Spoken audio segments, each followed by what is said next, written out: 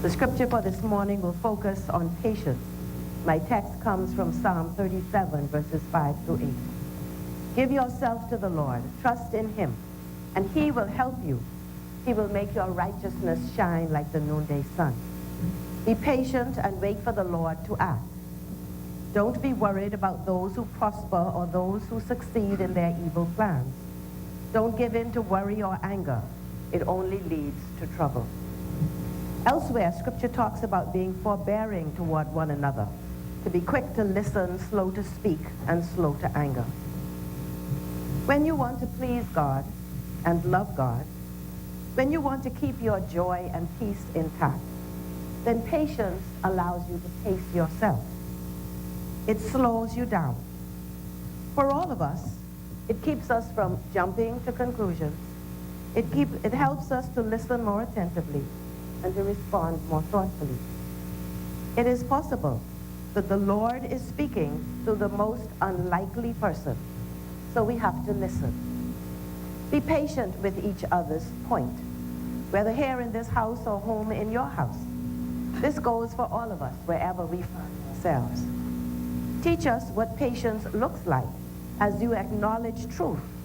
You are educated, intelligent, articulate, and when you add honesty and humility, we cannot dismiss what you have to say just because we may not like what is being said. We trust you to represent us and to represent us to the best of your God-given ability. So it is with every teacher in the classroom modeling patience for his or her students. So it is with every parent setting the example of patience at home. So it is with the very assertive person dealing with the more shy or timid soul. Patience with the elderly, with the sick, with the young, with the grieving, with the less confident. Most of all, be patient with the Lord. Let God's ways become clear to you. As we patiently wait, we grow in grace and wisdom. We see more clearly what we may have missed.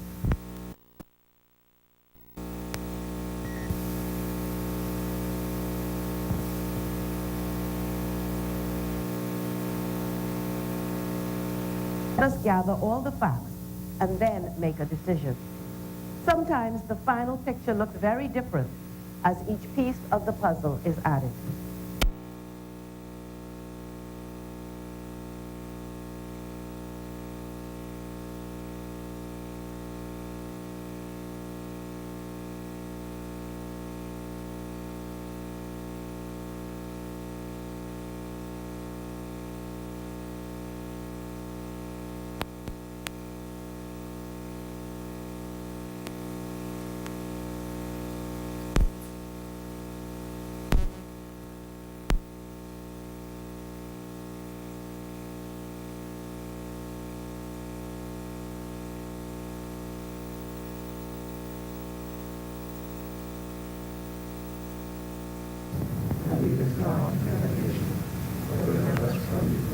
For thine is the kingdom, power, and glory, forever and ever. Amen.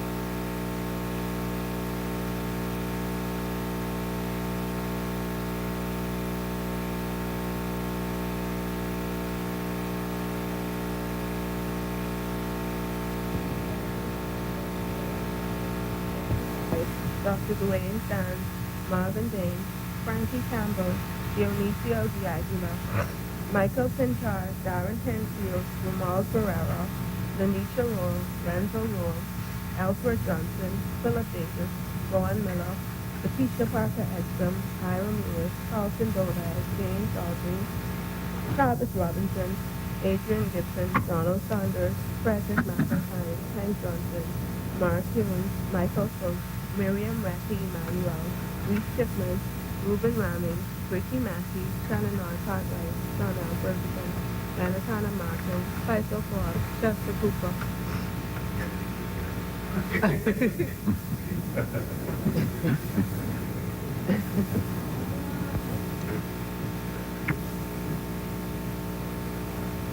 Good morning, honorable members. Honorable members, you would have noticed on your desk a very impressive pin for each member of the House of Assembly. Those pins are the benefit and donation of Senator Jamal Moss.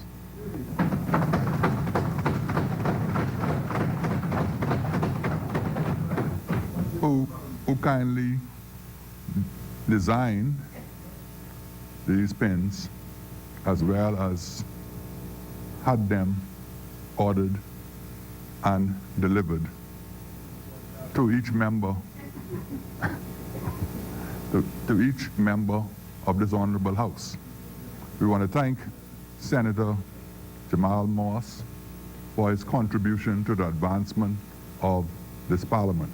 Thank you, Senator Moss.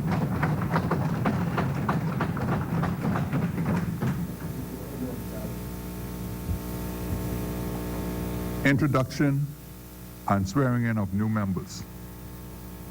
Laying of documents by ministers.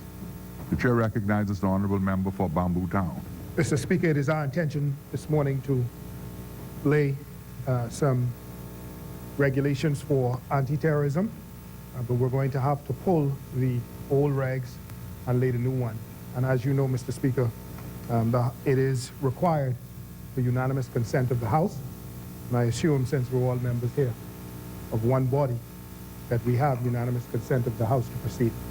But I do move, if you do need to check, Mr. Speaker, with that, you can so move.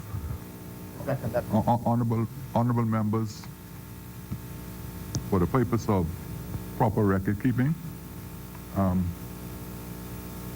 it is being proposed that a number of regulations be replaced. If there are any objections, we need the full unanimous consent of the House. Are there any objections? There being no objections,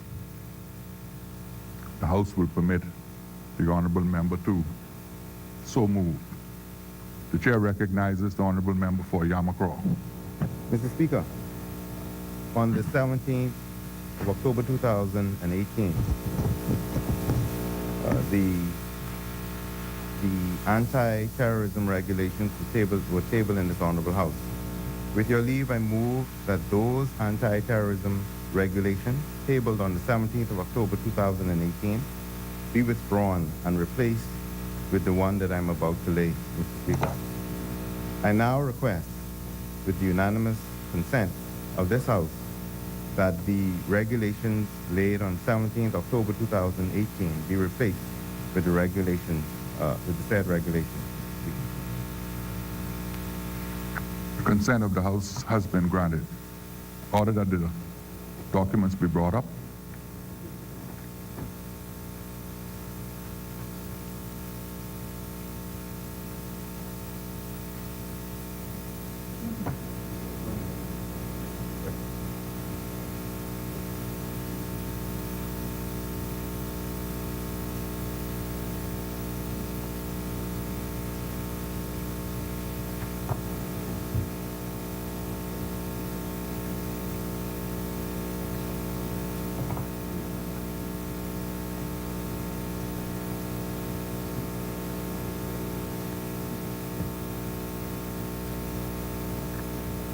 Order that the document do lie on the table, and those documents being the Anti-Terrorism Regulations 2019.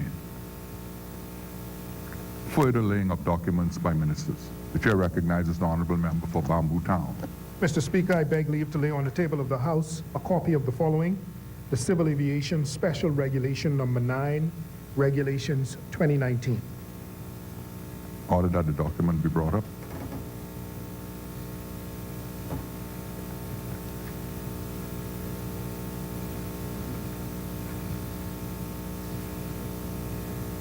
Order that the document do lie on the table.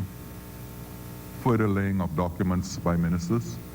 Chair recognizes the honorable member for Bamboo Town. Mr. Speaker, I beg leave to lay on the table of the House a copy of the following: the Civil Aviation Special Regulation Number 10, Regulations 2019. Order that the document be brought up.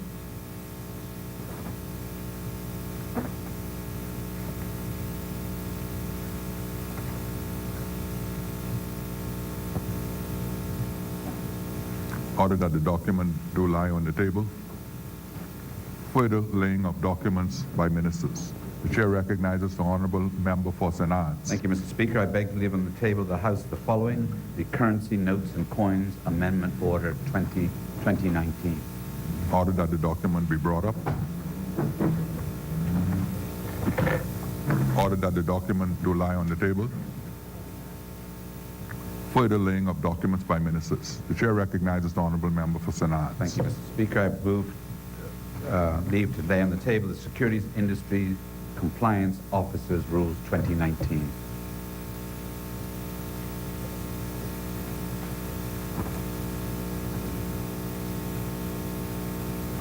Order that the document do lie on the table. Further laying of documents by ministers. The chair recognizes the honorable member for St. Anne's. Thank you, Mr. Speaker. I beg leave to lay on the table the Banks and Trust Companies Regulation Amendment Act 2018, Appointed Day Notice 2019. Order that the document be brought up. Order that the document do lie on the table. Further laying of documents by ministers. The chair recognizes the honorable member for St. Anne's. Thank you, Mr. Speaker. I beg leave to lay on the table of the House a copy of the following: the Central Bank the Central Bank of the Bahamas Amendment Act 2018, Appointed Day Notice 2019. Order that the document be brought up. Order that the document do lie on the table. Further laying of documents by ministers. There are no further laying of documents, Mr. Speaker. Statements and communications by ministers. None, Mr. Speaker. Communications by the clerk.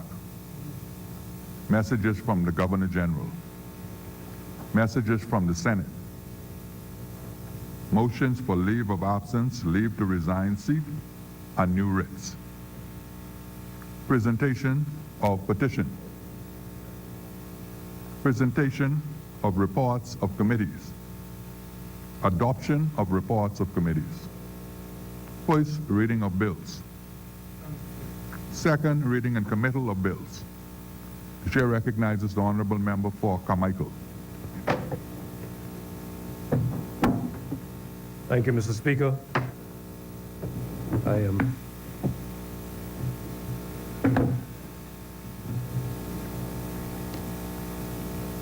Y'all been saying this for a little while, Mr. Speaker. Carmichael is back.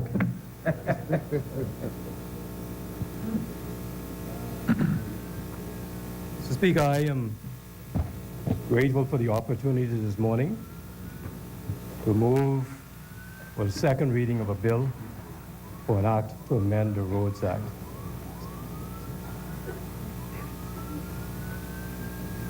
Speaker, as I do so, please permit me the opportunity to offer condolences to several of my constituents.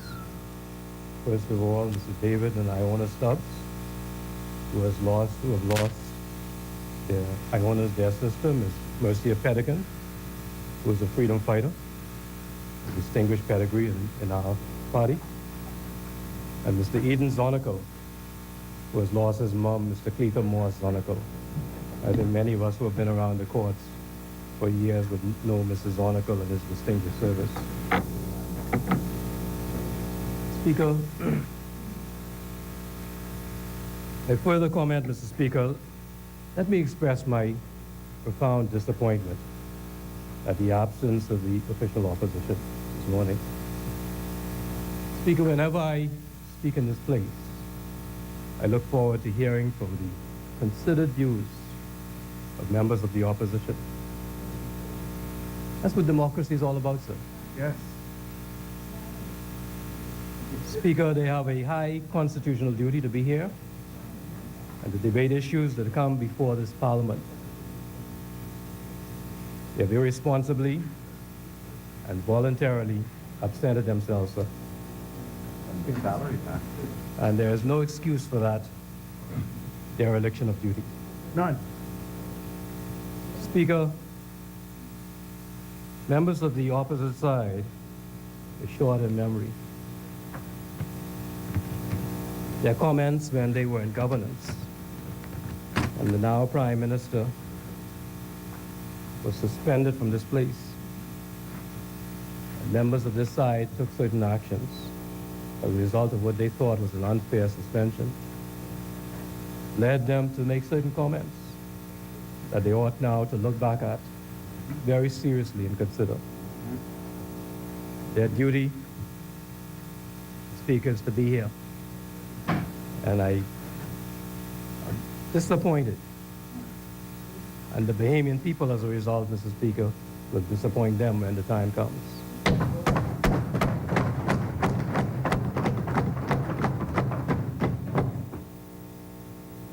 Speaker, the second thing that I want to ask your permission to do is to just say a very sincere thank you, an expression of support for the dedicated, loyal, and diligent officers of the Royal Bahamas Police Force. I want to encourage them to continue to carry out their duties, Mr. Speaker, without fear or favor, notwithstanding any misguided criticism that may be leveled at them from political circles. We in the Free National Movement respect our police force, and we thank them for all they do for us. And that goes for our minister too. Speaker, let me turn to the bill. There are approximately 800 miles of road in New Providence alone. Many of them have not been paved for 20 to 30 years. So the Ministry of Public Works has a yeoman's duty in maintaining our roads while remaining within our budgetary allocations. It is a delicate balance throughout this country, New Providence and the Family Islands. And we are here to amend the Roads Act, and in the process to make life easier for everyone who has to use our roads. Speaker, in 1968, some 51 years ago, the Roads Act came into force. For those of us, Senator Morse, I know you weren't here. For those of us who were here, they remember those days with great fondness. The Bahamas was a place where neighbors looked out for one another. If you brought a rotary dial phone here now, Mr. Speaker, many people wouldn't know what that is. But they were a luxury. A phonograph, record player. You're that old?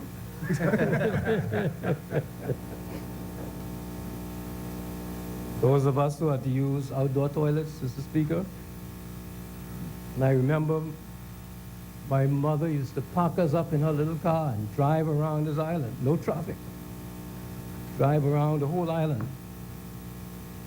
But as the city of Nassau grew and our communities have grown, there's been a corresponding need for infrastructure. New roads were constructed, and commensurate with the placement of these roads was the installation of various utilities, such as potable water, electricity, and telephones. At the time, electricity and telephone lines were mostly overhead. As the nation developed, those lines were placed underground. In some instances, sewer lines, especially in the government subdivisions, and the advent of cable television added to the congestion of utility lines in our road reservations. So, Speaker, you'd be surprised at what is under our roads. Mr. Speaker, Section 4 of the Road Act states that all public roads within the Bahamas shall be under the charge and control of the Minister with responsibility for roads, who shall have and exercise in respect thereof the powers and duties conferred by the Act. For right now, I'm that minister. And Section 5 provides for the minister from time to time by notice in the Gazette to declare any road to be a public road and may define the cost thereof. Declare that a public road shall be constructed on land where no public road was previously in existence and may define the cost thereof. Classify any public road as a major road or a minor road, as the case may be, and if the circumstances require, may reclassify any such road, and also to close or alter the course of any public road, and extinguish the right of the public to use any part thereof so closed. It's my responsibility as minister to construct, reconstruct, and extend public roads within the constraints of the available funding. Funds put at my disposal in my ministry this year in the annual capital budget have to be judiciously managed.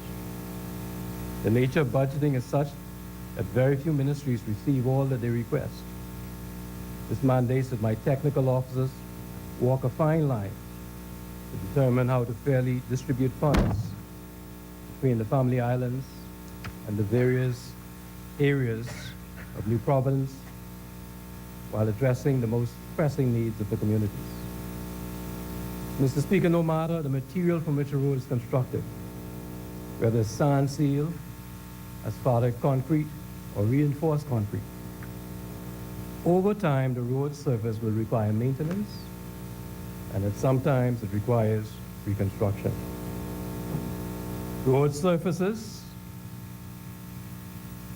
tend to deteriorate in a shorter period of time when they're cut into or otherwise weakened. And that is one of the challenges, and that is why we are here today. So for example, utility companies have to cut trenches to effect new installation or repair existing installations, and consequently, the majority of potholes which form in our roads are the result of poor trench reinstatement practices. Majority of them are caused by people who cut into the roads for good purposes and don't restore them properly. As a result of these challenges, my ministry has created a pothole hotline, which is monitored by dedicated officers who have been able to respond quickly to hundreds of calls complaining about potholes. For the benefit of those who have not recorded the number of the pothole WhatsApp line, even though I've said it in this place several times, the number is 376-0939. Nobody should be calling the minister about potholes. Send it to our WhatsApp line and you will get urgent and immediate response. Honorable member, can you repeat that number? 376-0939, Mr. Speaker. 376-0939. Thank you, Honorable member. Mr. Speaker, my ministry has also developed an updated standard specification for the reinstatement of trenches, and training courses will shortly be held for all utility companies, for the in-house work crews, and those contractors who are hired by utility companies to undertake repair works on the roads. Certificates of completion will be given at the end of the training, and persons who have not obtained such a certificate will not be granted approval to undertake work on public roads. I want to repeat that, Mr. Speaker. Persons who have not been granted such a certificate will not be granted approval to work on public roads. Speaker, additionally, every 2 weeks, sometimes every week, Director of Public Works, Ms. Melanie Roach, meets with officers from utility companies to systematically plan the process for improving our road network. I want to thank Director Roach for her dedication, because she is making a huge difference. Speaker, if I may move to Section 7 of the Act. Section 7 of the current Act gives the minister the power to make regulations or to post notices imposing restrictions on the use of roads. So the minister has the power to prohibit the passage of certain categories of vehicles, or vehicles in excess of a particular weight, or to restrict vehicles on that road to a maximum speed which is less than the maximum speed as posted in the Road Traffic Act. When someone contravenes such regulations, a notice or the notice, the fine is currently $75. $75. So you see why people do it with impunity. We all appreciate that where the minister restricts the use of a particular road, or provides for certain maximum speeds on that road, there must be safety concerns. So a fine of $75 is totally inadequate. This amendment increases the fine to $10,000. So where persons wantonly disregard such notices, they will now be required to pay a sum that will ensure that they will not repeat the offense, Mr. Speaker. And I want to emphasize that where the minister posts a notice and that notice is disregarded, the fine now will be $10,000. Mr. Speaker,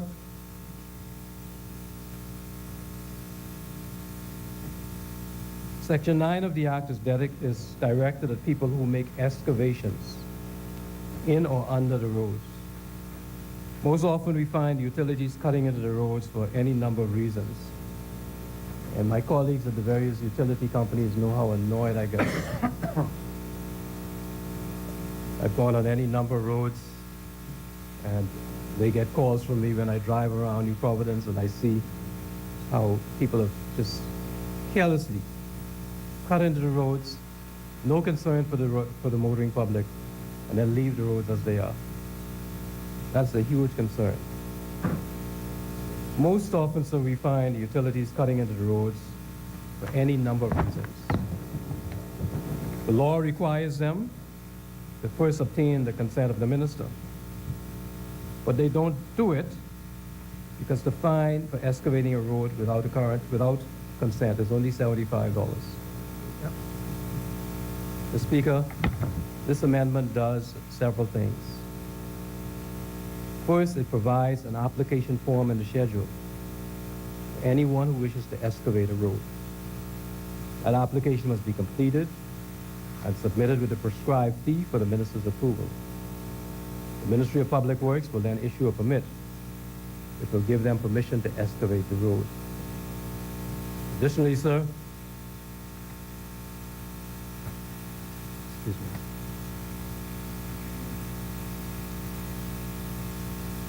Speaker, the technical officers in my ministry review the applications, and they will begin doing that as soon as this bill becomes law.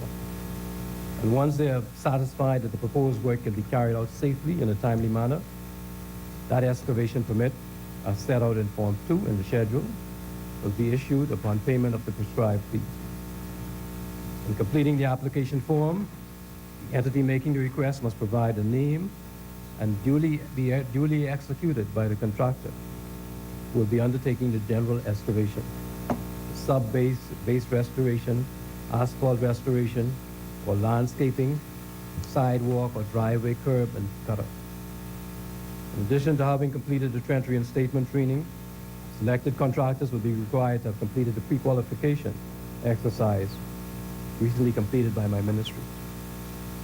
The applicants will also be required to have their application form certified by BPL, Water and Sewage Corporation, Cable Bahamas, BTC, and Alive, confirming that the utilities will mark out the existing services in the area of the proposed excavation, and also that they will have a representative on site while the work is in progress. Applicants must also have certification that the police are aware of the location and will assist as necessary to minimize traffic disturbance. Speaker, the second thing that this amendment does is that it creates consequences for anyone who excavates a road without permission or does not restore a road properly. And we do that by increasing the fine for those offenses from $75 to $10,000. And the person will also be liable to additional penalties that may be imposed by the minister. Mr. Speaker, thirdly, where someone does not, in fact, excavate a road legally, where someone does, in fact, excavate the road legally, they must immediately, and immediate means immediate, they must immediately fill it in after the work has been done and must restore the surface to the satisfaction of the minister. Moreover, sir, until they have finally restored the road, they must take all necessary precautions to prevent injury, damage, or loss to any person who is using the roads. And if they do not do so, they will be liable for any injury or damage that their actions have caused. You see, Mr. Speaker, this provision is particularly important because people frequently write to the Ministry of Public Works to seek compensation for damage to vehicles or injury caused by improper restoration. Utilities will now be held to account.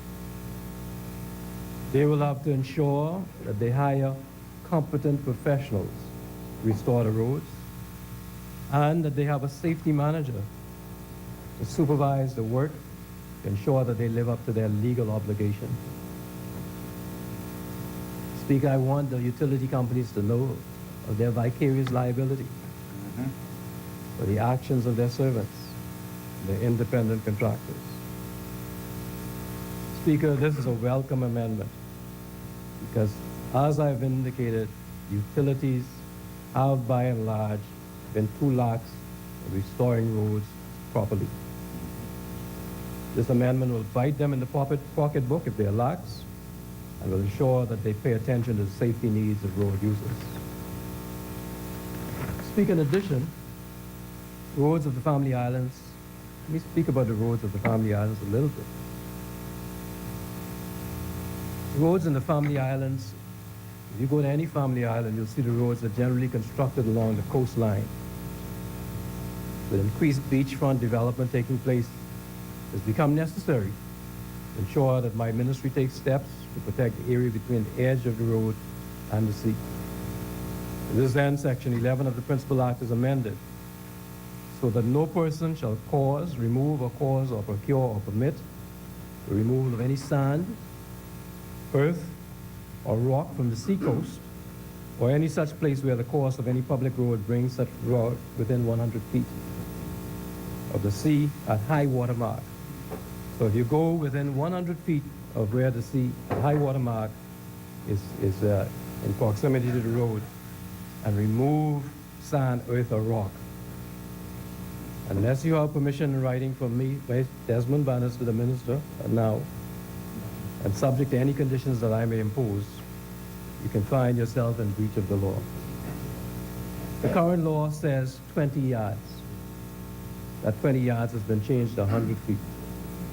So the unlawful excavation that I saw recently in Exuma, and I was really disappointed with what I saw, and that caused the several challenges that we had in Eleuthera, will now face a fine of $10,000 instead of $75.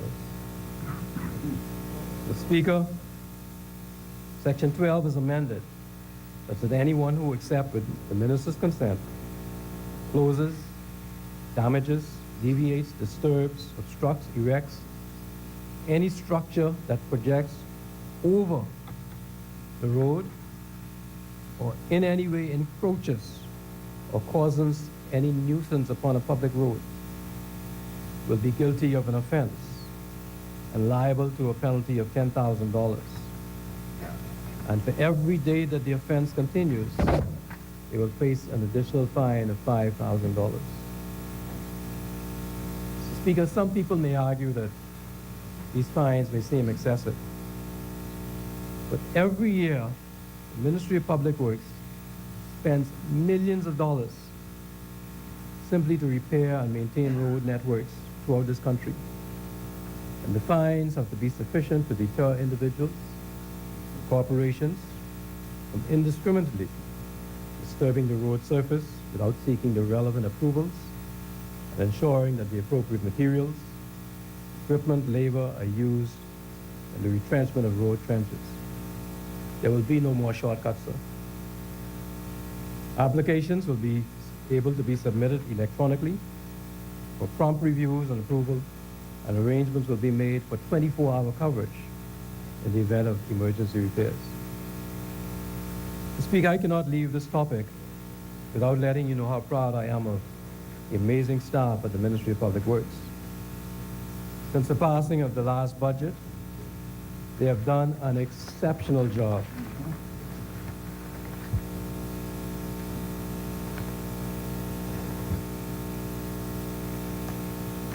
Give me a minute, please, Mr. Speaker.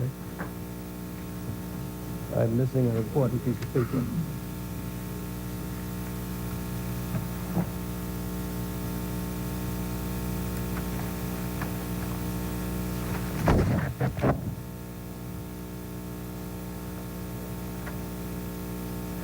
Speaker, if you would just bear with me for a minute, okay?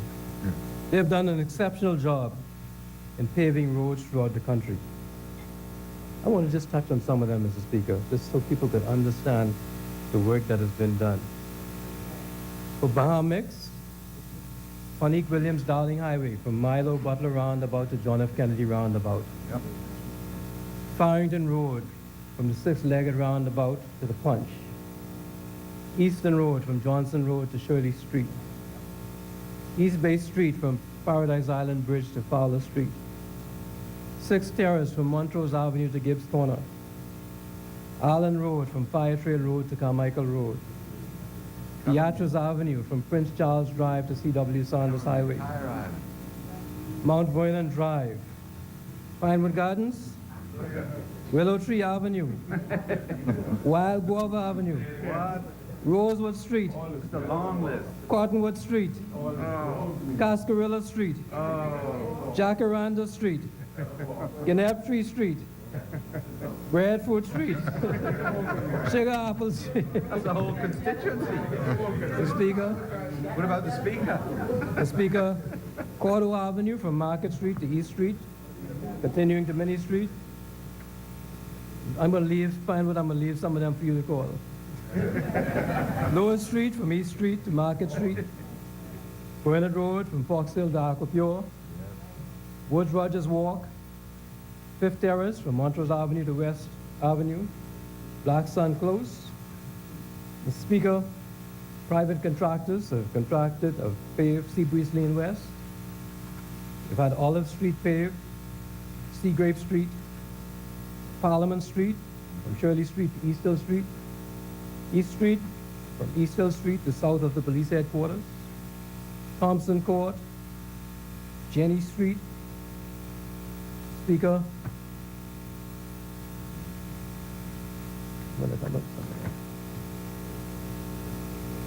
Hollywood subdivision, well, is now being paved as we speak. And Mr. Speaker, before I go into the rest of this, let me just talk a little bit about the Family Island. During the same time, we paved the community roads in Smiths Point, where Smiths Point now can be proud of the most amazing seawall, the most amazing seawall in this country. We are currently paving the roads in Spanish Wells at a cost of $756,000. We are currently working, Mr. Speaker, to make remedial repairs on the Glass Window Bridge until such time as we can build a new bridge at a cost of $497,000. We are currently paving and remediating work on Central and North Eleuthera roads at a cost of $472,000. Yep. We are currently, sir, working to create a new road, one of the most beautiful monuments in this country, in Long Island, Monument Road, at a cost of $1.346 million. What's your waterworks? Mr. Speaker, on Monday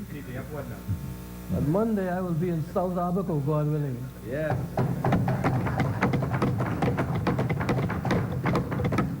We have 6 miles of road on the Ernest Dean Highway that we're going to do at a little over $5 million. Abaco, understand. All by minutes. Speaker, we're going to be, All by hand. just so Abaco knows, we have the Dawn Road out for tender, and that is a serious challenge that can cause serious environmental problems in Elbow Key. And we're looking to do that soon also. Sting Pond already started, Mr. Speaker. Speaker, we are spending $1.13 million on Sting Pond Road.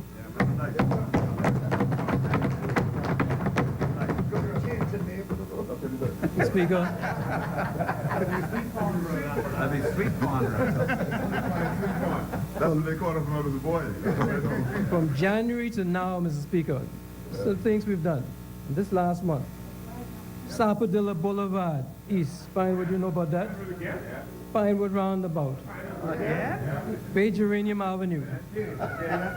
We've milled Cochran Street. Some of that is bamboo too. We've milled Clearview Road, Hummingbird Road, Bruce Addition off Soldier Road. We just finished McCullough Corner, Manuel's Way is up next, and the East and West Highway is being milled as we speak, Mr. Speaker. Mr. Speaker, I want to thank our dedicated officers of the ministry who are doing such a fantastic job.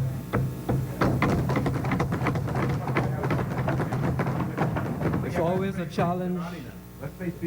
It's always Mr. Speaker, I'm glad that I was reminded that we are spending over $3 million to fix the water and to pave West Bay Street from Lake Road going west. And where is it? Where is it? See, Mr. Speaker, we're doing so much. I'm forgetting them. There's so much that we're doing. I want to thank my director, Ms. Melanie Roach, who has given amazing guidance to our officers. The Deputy Director of Civil Design, Mr. Damian Francis. Mr. Francis Clark, who's a talented Bahamian who's come all the way.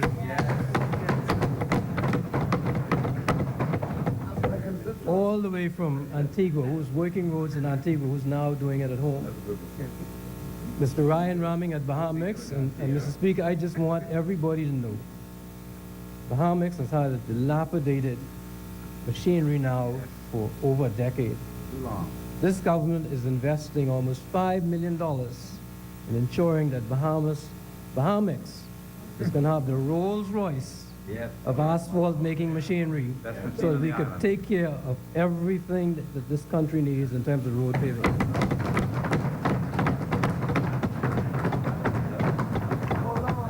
And I want to thank Mr. Ryan Ramming for the amazing work that he is doing. Mr. Speaker, let me close by saying thanks to Mr. Sidney Clare. If you've ever seen the roadworks videos that we have a talented group, hard-working group from the Ministry of Public Works. And this is a lot of what they've been doing. Good man in charge. All the roads that where you see the new cat eyes, the Korean cat eyes, where you see the road striping, where you see the new signs, all over New Providence. There are too many of them for me to call off. New road signs. But we have an amazing group at the Ministry of Public Works that has worked on this, Mr. Speaker, and I'm so proud of this. I want to table this. Table it, yeah. I want to table this. Credit where credit. Our line striping initiative is making a huge difference to safety on the roads. And I have to thank them for the amazing job that they're doing. The only thing I told Mr. Clare is I don't like the music he has with that videos, but he does an amazing job of showing the work that he does and his crew does at night while the rest of us are sleeping and ensuring that we have safe roads. So, Mr. Speaker, I close by saying that the mission continues. Yes. Stay tuned to the continued progress that we will have with respect to making our roads safe. And I want to assure each and every member here and everybody who is watching us nationally, in short order, you will see a road paving crew from the Ministry of Public Works in a neighborhood near you. Mr. Speaker, I move that the bill be read a second time.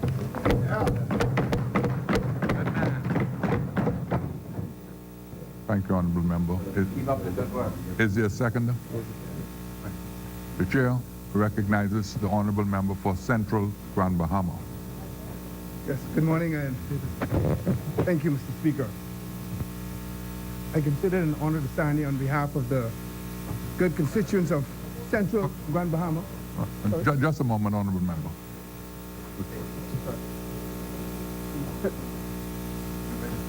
Oh, my apologies, Honorable Member for Carmichael. I didn't order that your document be brought up, but it is here. So now I order that it do lie on the table. Now, is there a seconder? The chair recognizes the Honorable Member for Central Grand Bahama. Thank you, Mr. Speaker. I got overly excited with all that good news and such a fine report as delivered by the minister and my mentor.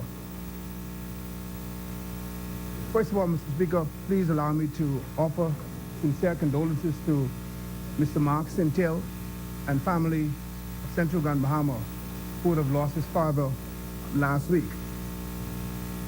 And on a bit of good news, let me offer sincere congratulations to a national hero, a mentor of mine, someone who I and this entire country look up to. I speak of none other than His Excellency, the Right Honorable Maurice Elijah Moore. On last Thursday in Freeport at a school carrying his name, he was honored in a very spectacular ceremony entitled To Sir with Love. Speaking at that ceremony, of course, was the Minister of Education, who delivered a fine message to the staff, to the students, and to the family and friends of Mr. Maurice Moore. You also was in attendance, and you offered kind words of greeting to my home island, and that was also attended by the member for Port Charlotte. We also want to say thank you in the same notes to Mr. Moore's family, and particularly his wife Sandra. Congratulations on the job well done, and I thank his constituents and also the staff and students of that school for recognizing him. See, Mr. Moore is exceptionally special to me in that as a little boy growing up in Waterkey, I followed him around as my MP, and I watched his performance with admiration. And I can stand here today and say, look what the Lord has done. Because today, I now stand here as his MP. To God be the glory. I would also like, Mr. Speaker, to express my gratitude to the individuals and organizations that took part in the recent Clean and Maintain Unity in the Community project this past weekend in Central Grand Bahama. It was a pleasure to see the amount of persons and organizations that came out and expressed community pride. What began on Saturday morning, we intend to continue as to ensure that any assignment undertaken by the people and organization of Central Grand Bahama is executed with the spirit of pride, unity, and honor. Mr. Speaker, I would like in particular to thank Bahama Rock, Blue Carroll and Sanitation Services, Mr. Sharon Pinder, Urban Renewal, the Royal Bahamas Police Force, Honorable Lindy Russell, Honorable Bernie Grant. During that exercise, we were able to transfer and deposit over 35 loads of debris from the 8 Mile Rock area. And the community as a whole is much better off for it. So I want to say once again, thanks to all. Mr. Speaker, as Parliamentary Secretary in the Ministry of Public Works, I'm able to see firsthand the roads throughout the length and breadth of the beautiful Bahamas. Moreover, Mr. Speaker, my government has actively undertaken initiatives to improve the quality of our roads throughout the islands. This undertaking is not by any means a small one when considering the cost associated with it. However, on the other hand, it is worth noting the benefits of good roads to the communities of our Bahamas and the growth and development of the various businesses. Mr. Speaker, today we seek to ensure that we protect our roads and that the public understand that in order to maintain our roads at a certain standard, we must ensure that all of the necessary checks and balances are performed both before and after works are carried out. Mr. Speaker, I have seen firsthand how persons, whether private or commercial, excavate tracks into roads and partially repair the roads to a state well below the standards of the original roads. In some instances, only fill is packed into those excavated tracks instead of the asphalt. And in some cases, the excavated tracks in the road is left unfilled. Due to daily wear and tear and the impact of weather, roads have been permanently damaged because of these careless acts. This amendment, Mr. Speaker, is not intended to discourage persons from performing the work that is necessary. What this amendment seeks to do is to ensure that the necessary permits are in place and that the proper procedures are followed. For those that are accustomed to performing these works and leaving the road in a worse state than they met them, we must enact civil penalties as described by the minister. The increased fines are designed to encourage proper utility works as it pertains to cutting the roads in our country. And truth be told, the road cutting in New Providence is worse than anywhere else in the Bahamas. And this is where we spend most of our money. Mr. Speaker, we also understand that in order to create proper awareness of the proposed changes being enacted, we must make the public aware of what their responsibilities are when carrying out this type of work. And to emphasize and summarize some of the things that the minister said in his remarks.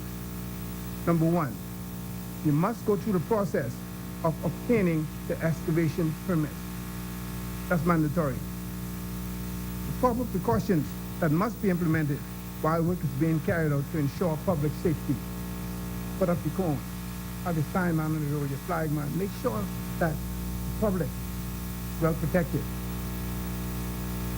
Another point, the public liabilities in the event, God forbid, an accident or injury occurs due to the work being carried out. Have insurance in place, because the government should not be paying for it. And as the minister said, persons make claims to us to repair their cars when we are not responsible for it. And finally, we would ensure that the proper restoration of the road is carried out. And once again, as the minister said, we are going to train individuals how to repair the roads properly to a state same as or better than they would have met it.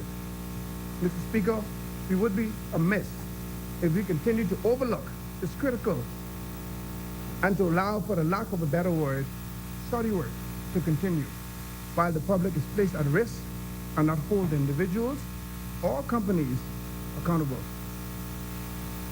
As usual, Mr. Speaker, we encourage all stakeholders to carry out works that will continue to enhance their infrastructures in the efforts to offer the best service to the Bahamian people.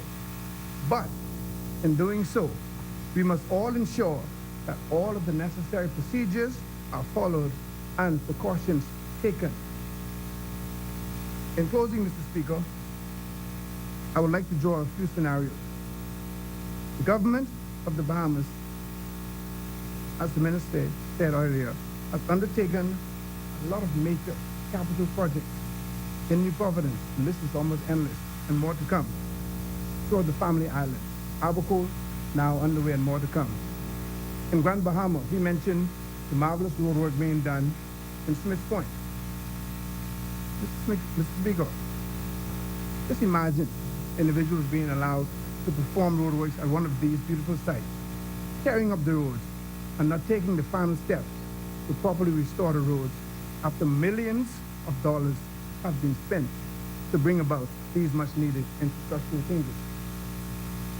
It would be a travesty on our part to allow this to occur without serious penalty.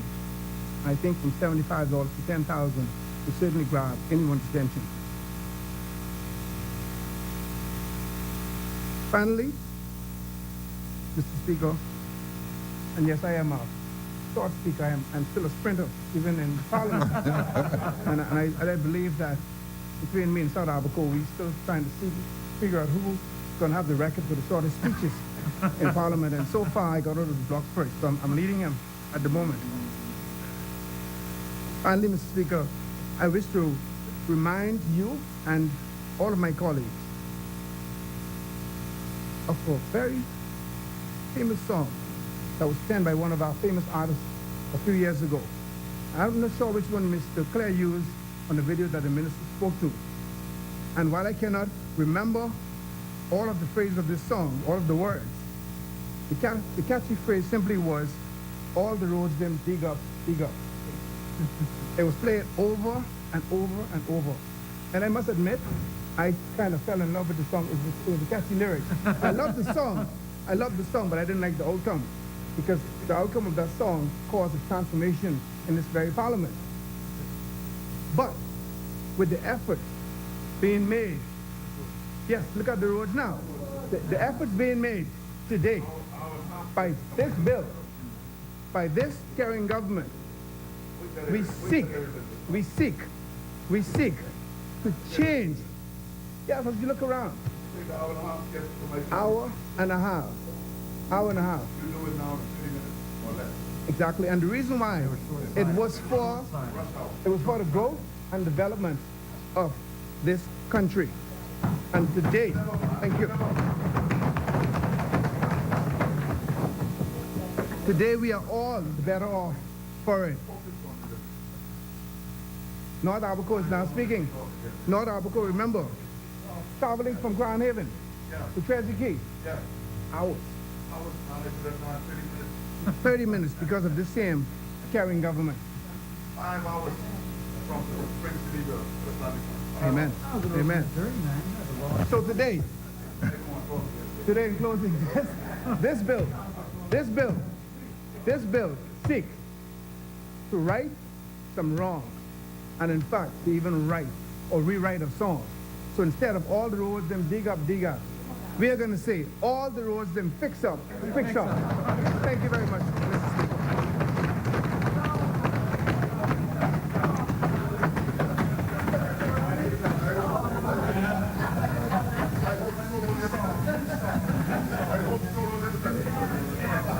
As many, Chair recognizes the honorable member for Long Island. North Abaco, you know that. You know that. Mr. Speaker.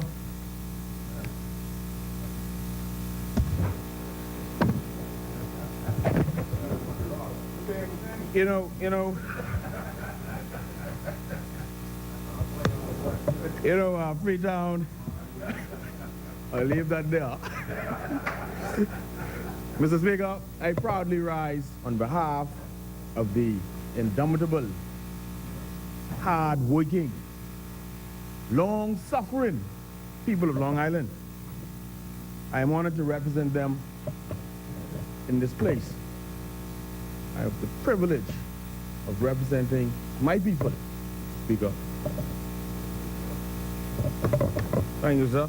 Mr. Speaker, before I proceed, I crave your indulgence to wish a happy belated birthday to two of my biggest, most hard-working supporters. Mr. Elias Cartwright, who on the 7th of February turned 65. We've walked more miles during the campaign. I got to get back to it, Mr. Speaker. Got to drop about 15 pounds, this political weight you put on. But that's my number one, one of my number one people right there. I don't want to make anyone else jealous, so I say one of my number one, because everybody else is told that they're number one as well.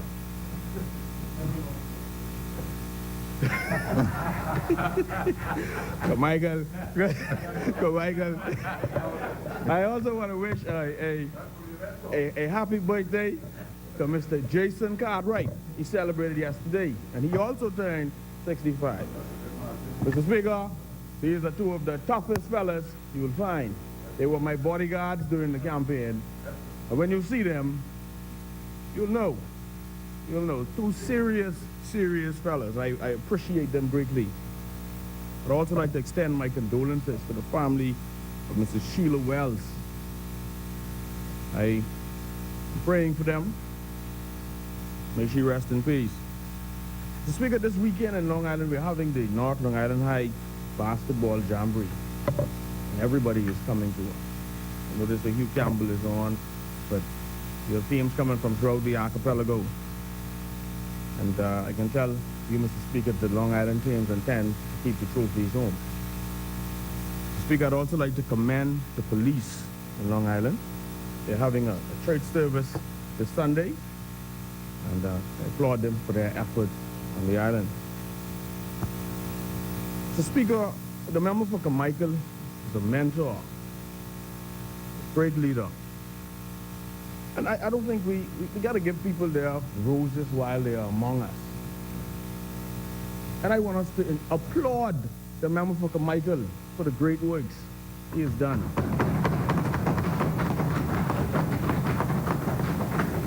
Carmichael, Long Island thanks you. And Long Island continues to look for more from you. Mr. Speaker, I rise in support of my mentor today. I wholeheartedly support this bill, or this move to amend, this bill to amend the Roads Act. Frankly, I believe that much beyond the utility companies, it imbues a sense of accountability for all. It keeps subdivision developers even, and any other person seeking to excavate roads honest. The amendment to Section 7, wherein the fine levied has been increased from $75 to $10,000, will cause all and sundry to think twice. Frankly, just yesterday I held a meeting with the general manager and those executives responsible for operations at the Water and Sewer Corporation. And I charged those who are charged with oversight of waste and leaks and road reinstatement. Mr. Speaker, I impressed upon them in no uncertain terms that WSC is never, ever to be tagged with a fine of $10,000.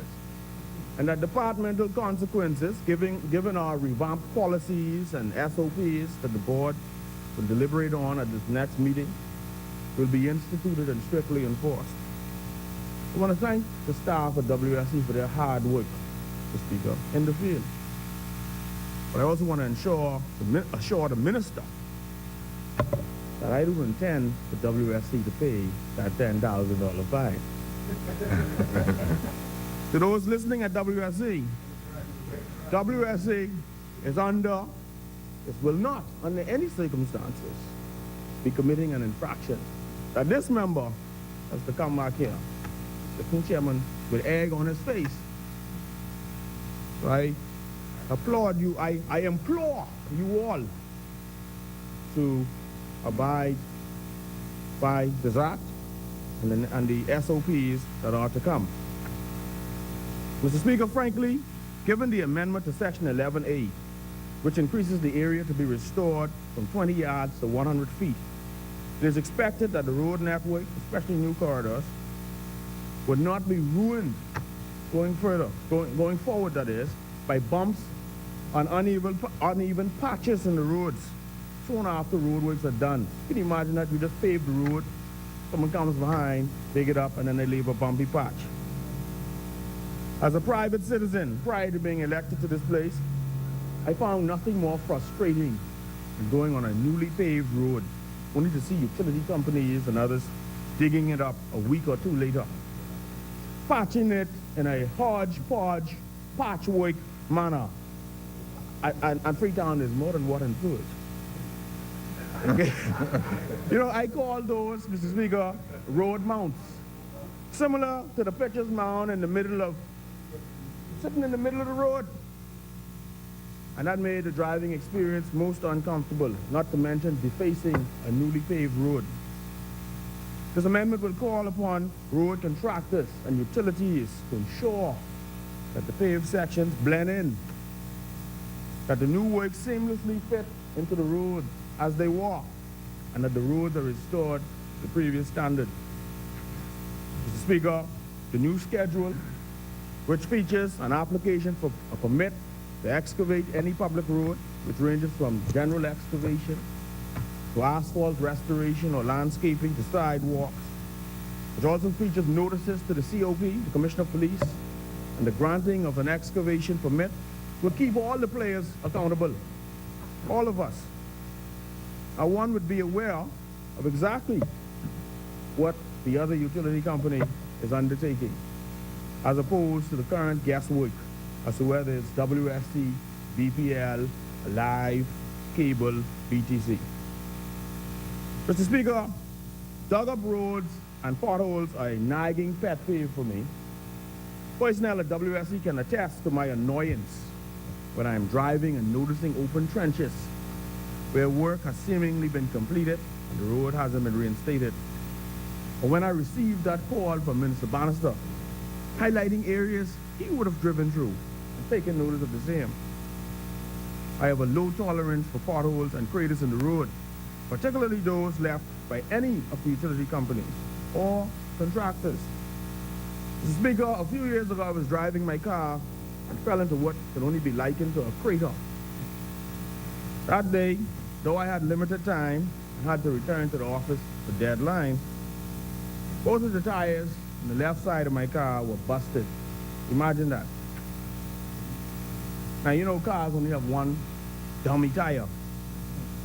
Needless to say, that annoyed me to no end. What's more, they were low-profile tires that cost me $140 apiece. So that was $280 I had to spend to have them replaced.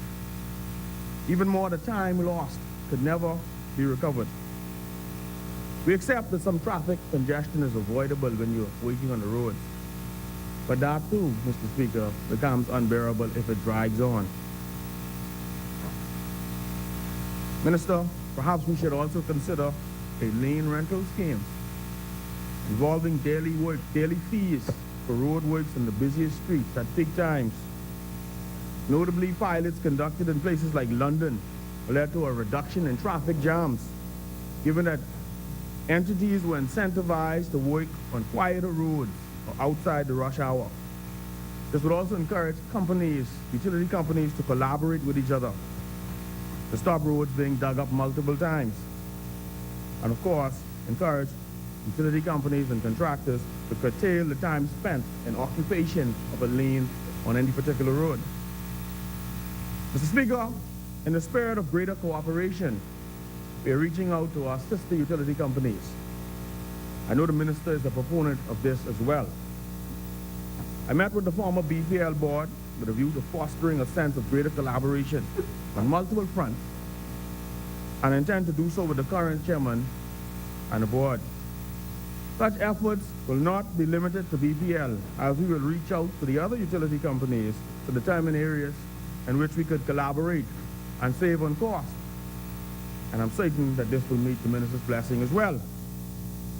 Such costs being like joint fuel purchases, road works, and so on. We also want to see how utilities can collaborate, like I said, relative to the works on the road. We have this frustrating trend where WSC or some other utility would do some works today, fix the road, and another utility comes behind, goes to the same place or a nearby place, digs up the road.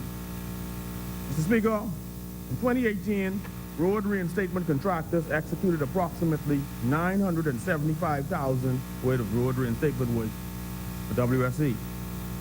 These works were executed by 20 different contractors at the present reinstatement rate of $5 per square foot, which was set by WSC some years ago. The bulk, that is 97%, of the $975,000 in work is attributed to three principal operations at the corporation, namely waste and leaks, and leakage control, mains renewals and long service connections, and new water connections. Waste and leaks took 46%, mains renewals 27%, and new water connections 24%. If the member for East Grand Bahama was here, given our budgetary cut last year, Minister, I would have told him that undoubtedly we would need additional funds this budget to supplement our collections drive and our efforts to cut waste and imbue this culture of efficiency at the corporation. Mr. Speaker, the present SOP is that once a WSC team completes work and returns to the JFK compound, all of their completed work orders are closed in city works. And if road reinstatement is required, a road reinstatement work order is generated and forwarded to the road reinstatement coordination team. The road reinstatement coordination team then visits the site measures and marks out the work to be done, and returns to the office. Works are then batched and assigned to contractors on a rotational and availability basis, but that takes too long. So going forward, Mr. Speaker, it is mandated that work orders will be immediately generated. We don't want to pay that $10,000 fine, Minister. We will be sourcing additional handhelds for the same to be closed in the field upon completion. Mr. Speaker, the present Ministry of Public Works target is that the main road should be reinstated within 48 hours of excavation, and side roads or subdivision roads as promptly as possible. We are revising the SOP, Standard Operating Procedure, at the corporation to improve the timeliness and quality of road reinstatement work, and also to ensure that prior to and during the execution of works, the inconvenience of vehicular traffic is reduced.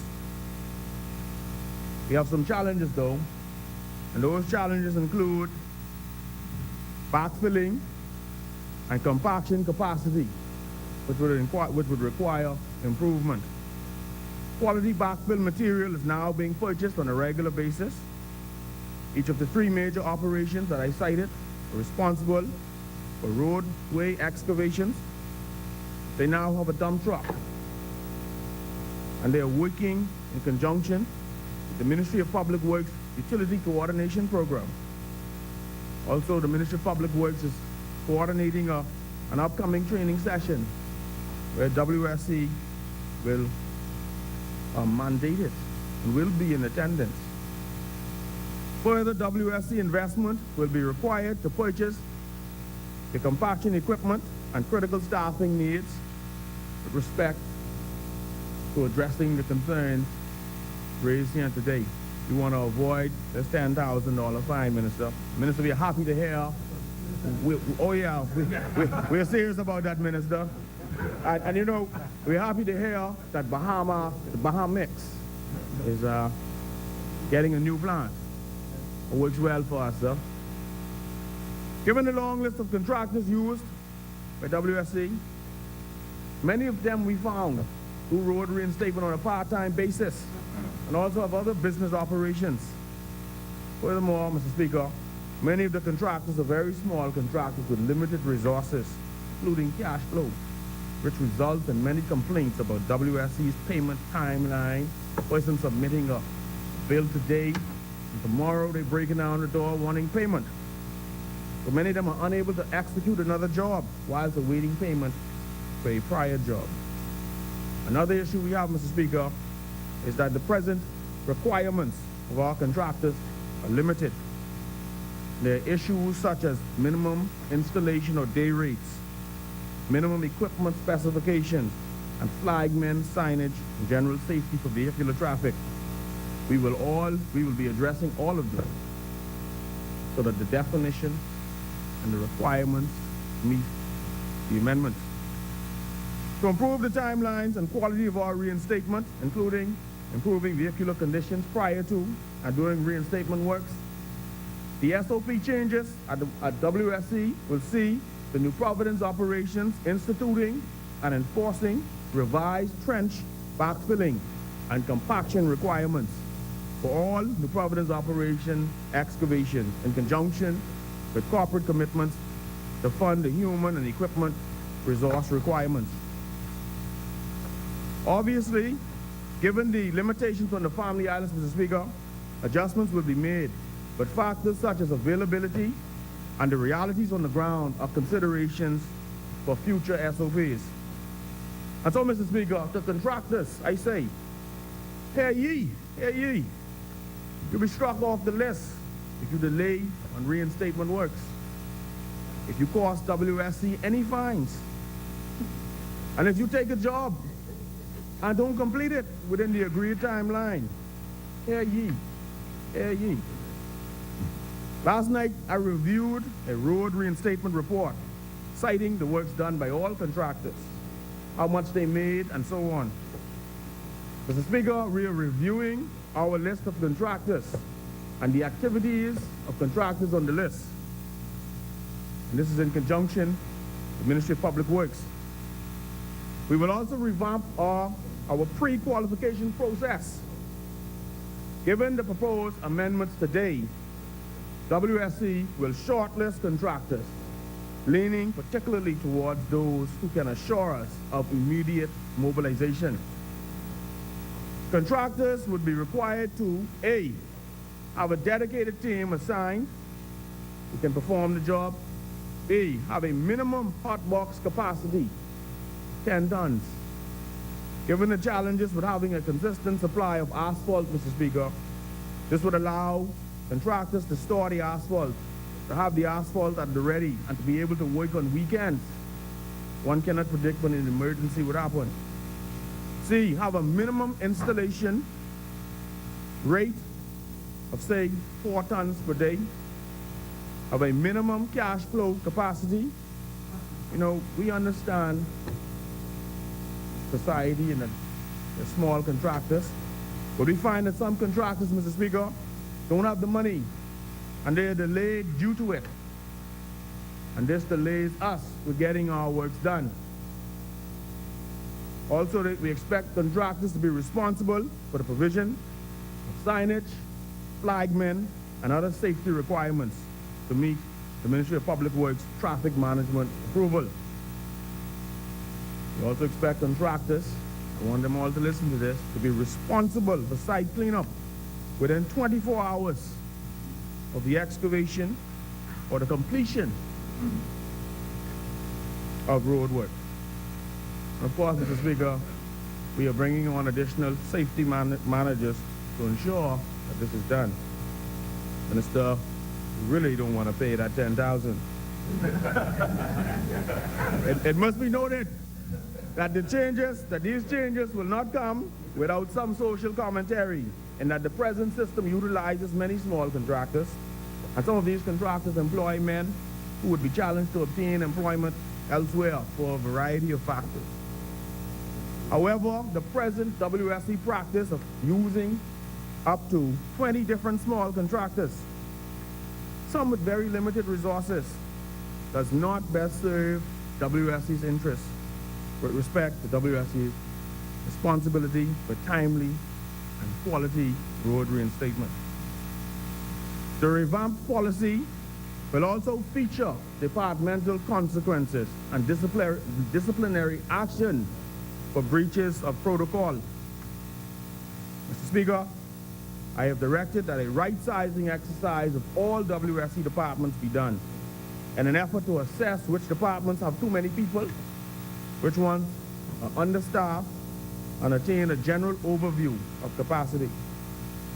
I have already seen preliminary reports, and based upon my observations, I have directed that the road reinstatement and construction departments be bolstered, and of course, in consideration for these new fines. No doubt there will be internal transfers. However, we will also be hiring qualified and experienced persons to bolster our road reinstatement and construction units. Mr. Speaker, we are looking at contractors who are fully capable of carrying out FDOT reinstatement. That's Florida Department of Transportation reinstatement. The Ministry of Public Works is currently, or will be, undertaking FDOT training for utilities as well as contractors. That training will address backfilling, compaction, and other related matters. I encourage any contractor interested in doing business with WSC to attend. Speaker, I've also directed that WSC purchase 1 or 2 asphalt hot box trailers. See this in my hand? Yes. But you should have a couple of them, man. If not. Also a recycler, Mr. Speaker. A recycler, Mr. Speaker. And then lastly, to purchase test meters. This will equip our in-house teams to mobilize. With respect to the test meter, it would ensure that when roads are compacted, it is at FDOT standard, Mr. Speaker. This would avoid the sinking of the quarry roads or even the paved roads that we've been seeing throughout the archipelago. Along with these purchases, a regimented maintenance plan is being implemented. We're taking a cue from the minister, stealing that idea, and also going to implement a hotline, an email at the corporation. So anyone seeing WSC staff working and leaving the trench open for days and weeks and causing us to have to pay $10,000, please call us, email WSC, contact us via the hotline, and we will address that. We will be sharing those numbers, or that number, and our email in short course. Disseminate that widely.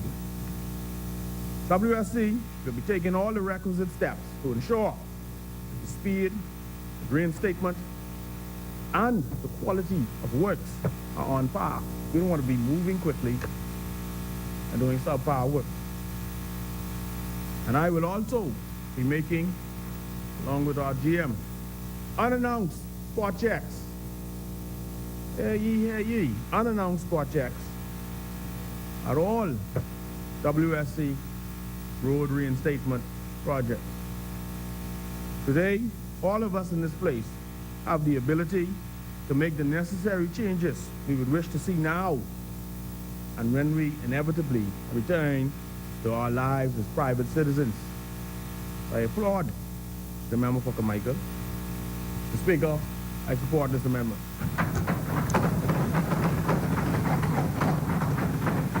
Thank you, Honourable Member. As many. Chair recognizes the Honourable Member for Central and South Abaco. Thank you, Mr. Speaker. I rise today, as always, on behalf of the good and industrious people of Central and South Abaco. Mr. Speaker, the amendment before us today is simple in principle, but critical in its importance.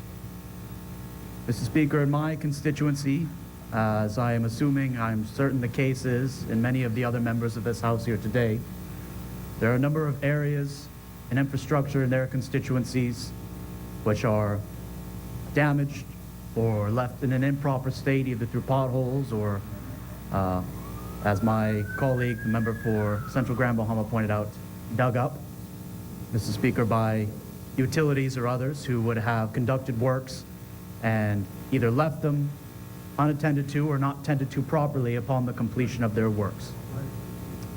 Mr. Speaker, I am certain that the increase in these penalties or these fines from $75, a paltry sum, to $10,000 is quite eye-opening.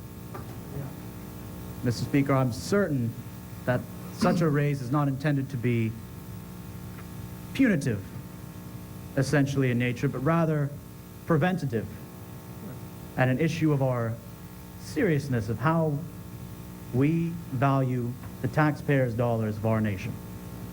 The government, especially the Ministry of Public Works, spends millions upon millions of dollars to either construct new roads or to maintain and repair existing roads and other pieces of infrastructure.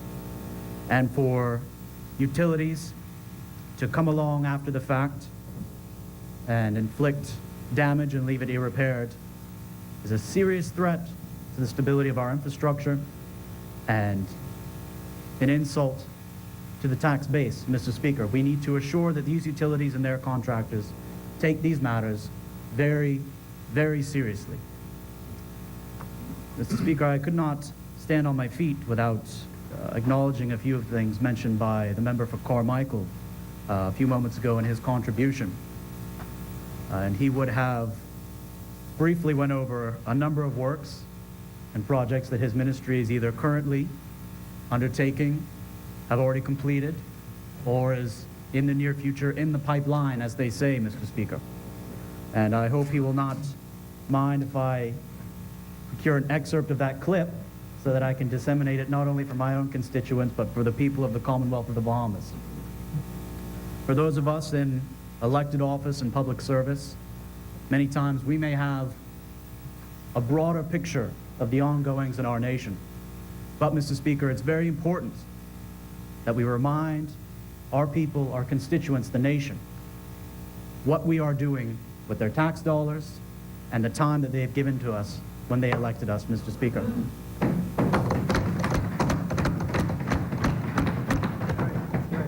Mr. Speaker, going along with the remarks by the members before me, I could not help but think of a beautiful, simple, and elegant headline. I believe it was in the Nassau Guardian about 2 weeks ago, possibly longer. One of the best headlines I think I ever read. 2 words. It said, "Deficit down," Mr. Speaker.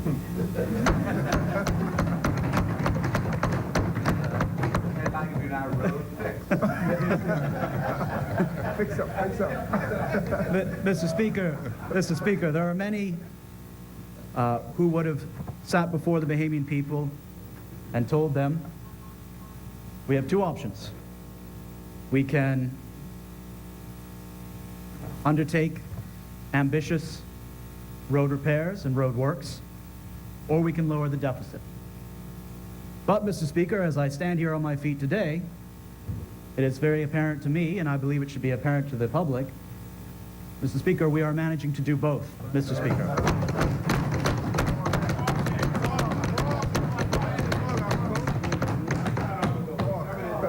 So, Mr. Speaker, I thought it would be remiss and nigh criminal if I did not take the opportunity on my feet to highlight that, Mr. Speaker, and to assure my constituents and through you, perhaps, Mr. Speaker, the entire Bahamian people, that we are working diligently on your behalf. And we will struggle and continue to make sure that you have the broader picture of what is being done with the time you have given us. So, Mr. Speaker, I believe my other colleagues would have spoke on the amendment more so than I, but I assert that I, and on behalf of the people of Central and South Abaco, certainly support it. And to the member of Carmichael, my good friend and colleague, I look forward, along with the rest of my constituents, welcoming you on Monday to what I'm sure will be a very, very warm reception. Thank you, Mr. Speaker. May God bless all of you.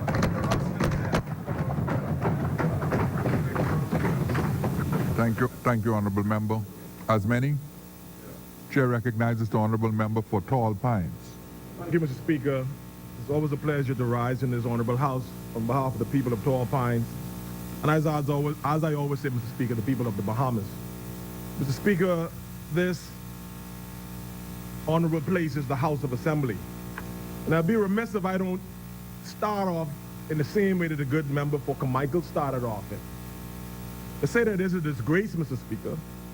Is it a disgrace when we come to this place to discuss the people's business and also to discuss very important business of the people. Mr. Speaker, we're here to speak about the Road Amendments Bill 2018. I think, Mr. Speaker, this particular bill and its act speaks clearly to the betterment of the Bahamian people. It may only address one aspect of the great work we're doing here in the Bahamas, Mr. Speaker, but I think it's important work being done in this country. And each and every one of us, Mr. Speaker, we were elected to be in this House to speak on their behalf and to represent the people of each constituency. And I think it's a crying shame, Mr. Speaker, when the members that I always see in the front of me every week, they're not here. I want the people of the Bahamas, the members for Cat Island, Rumkey, and San Salvador to know that their member of parliament is absent. I want the people of Exuma, my people in Exuma and the Keys to know that their member of parliament is absent today. I want the people of South Andres, Mangrove Key, to know that their member of parliament is absent again today, Mr. Speaker. The members of parliament for Angliston, Mr. Speaker, who always stand in this House to say that she is here to represent the people of Angliston and the people of Angliston voice need to be heard. Where is the people of Angliston voice today? It's a crying shame, Mr. Speaker.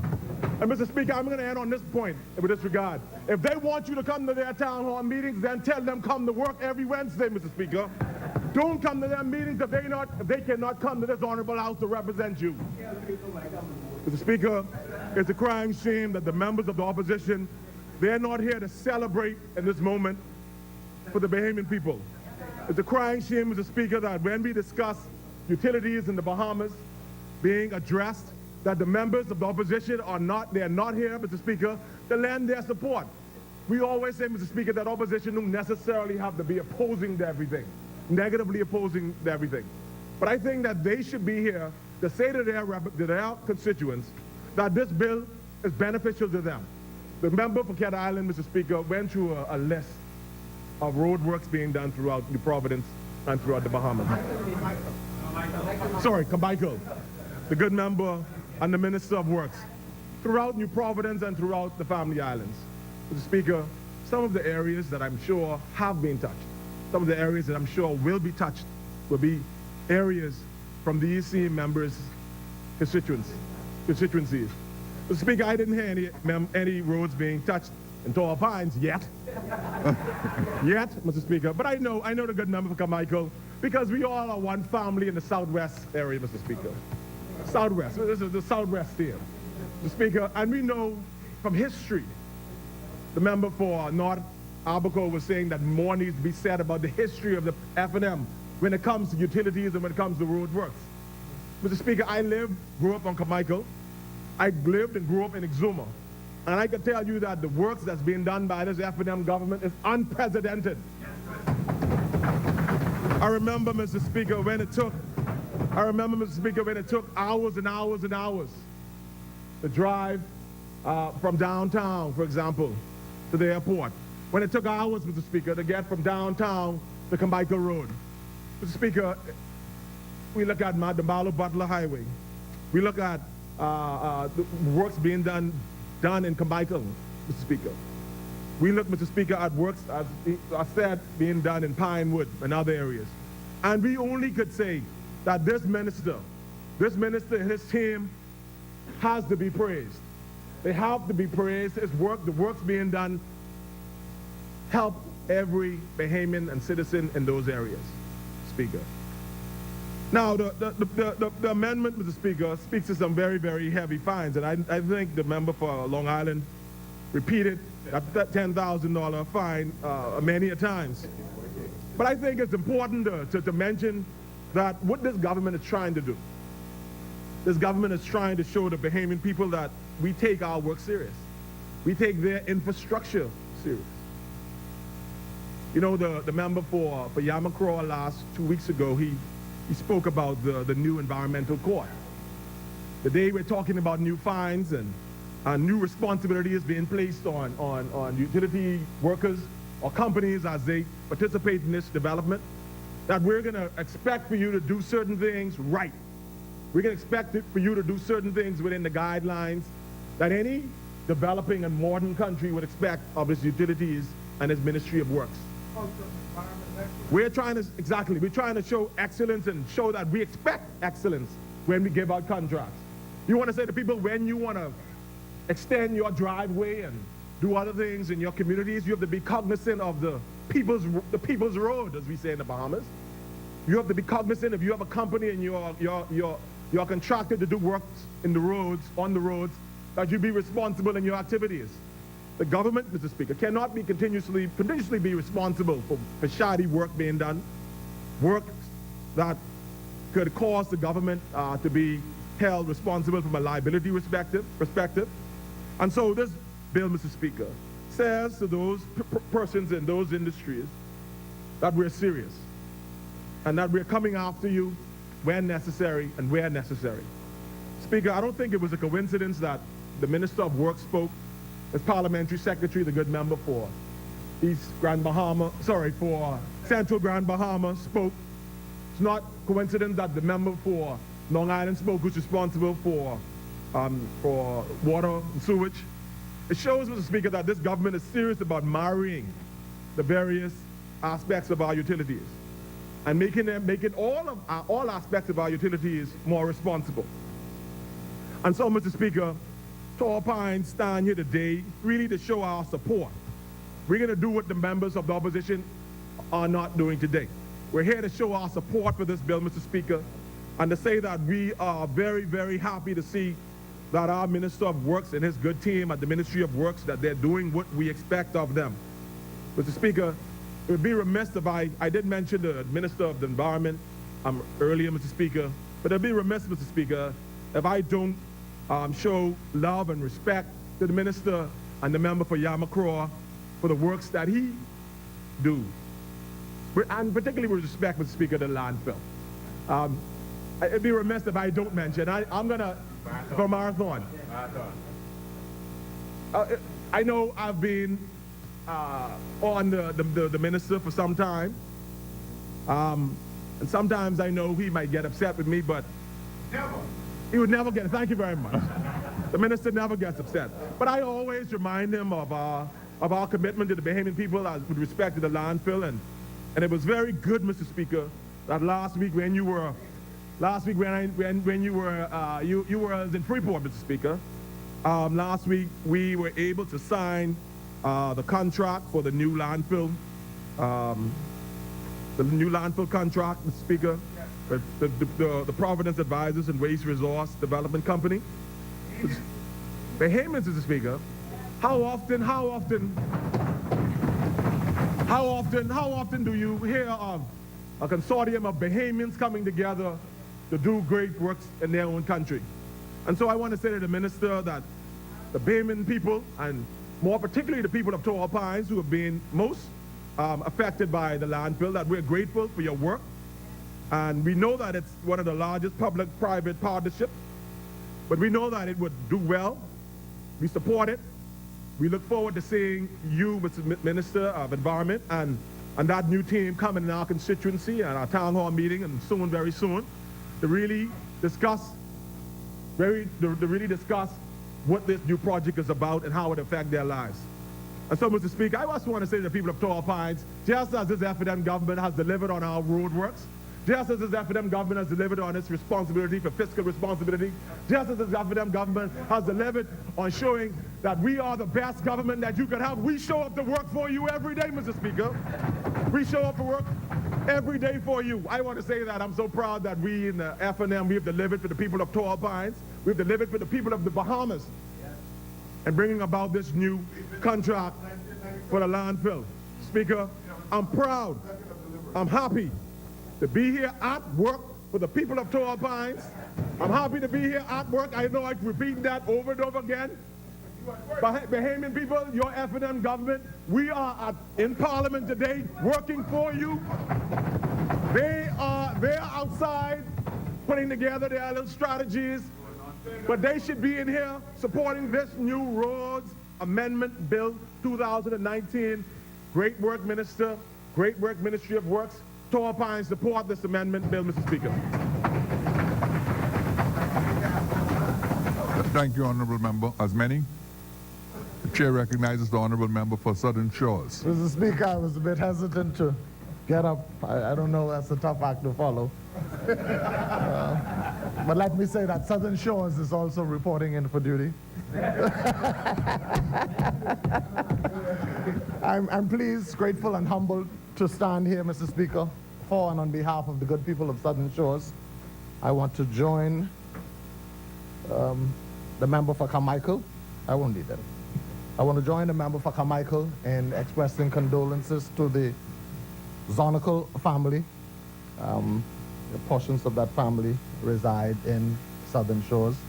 I also had the privilege to serve on the Royal Bahamas Police Force with one of the Zonicals. So my condolences go out to them.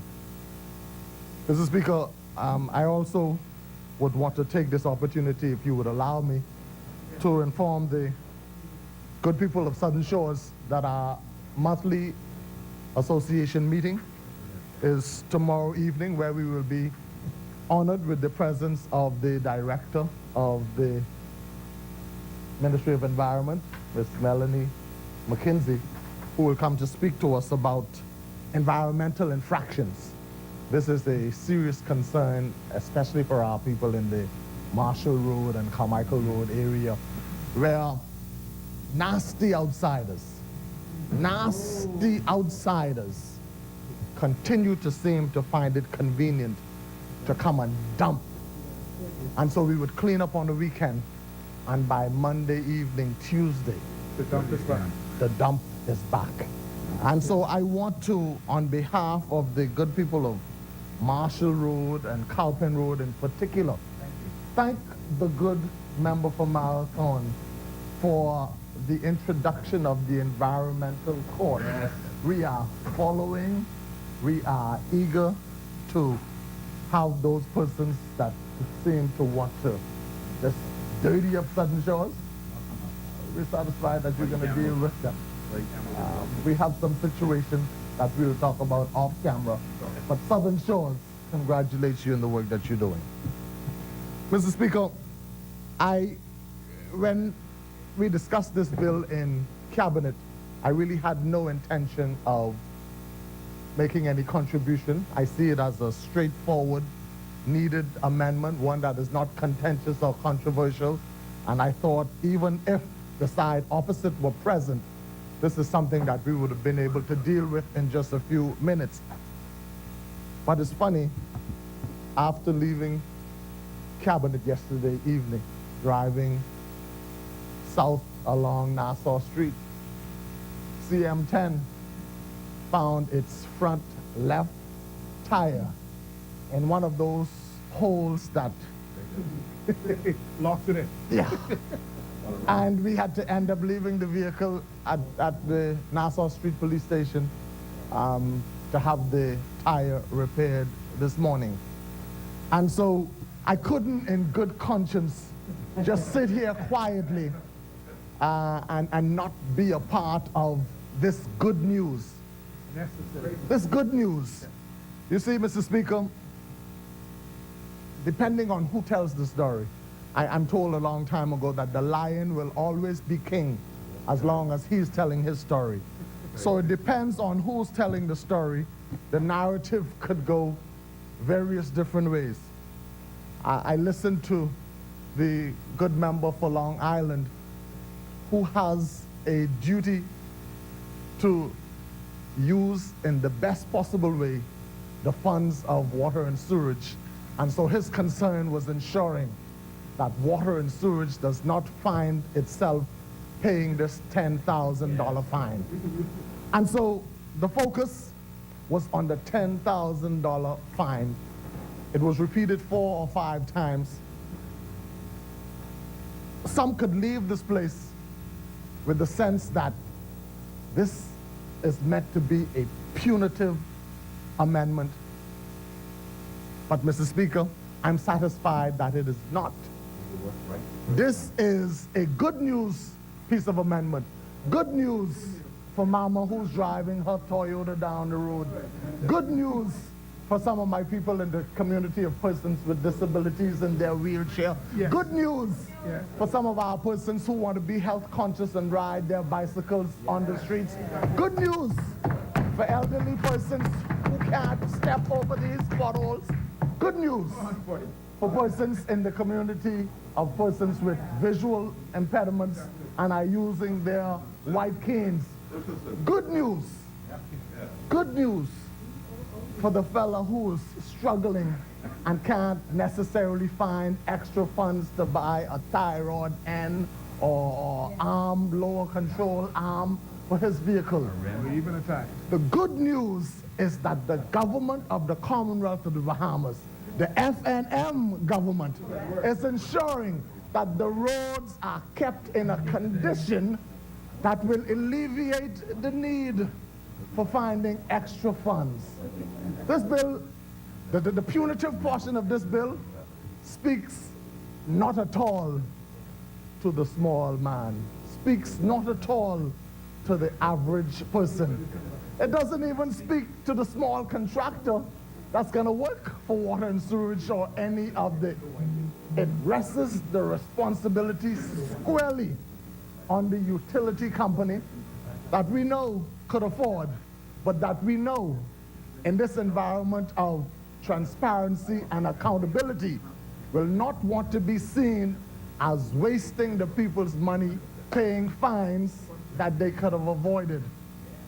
And so, for the man on the street, for the average person, this is a win, win, win, win situation. Good news. good news. And so I stand here to say that Southern Shores is pleased to support this good news. Thank you, Mr. Speaker. Thank you, Honorable Member. As many, Chair recognizes the Honorable Member for Carmichael. Speaker, I have the honor to wrap up this debate, and it'll be very short. Let me begin by thanking all of the people from throughout the Bahamas who've been messaging me since we came here this morning about the roads and commending this F&M government for this piece of legislation. I want to also thank Senator Morse. In addition to our pins, I got my Mr. Carmichael Cup. He must want to rotate.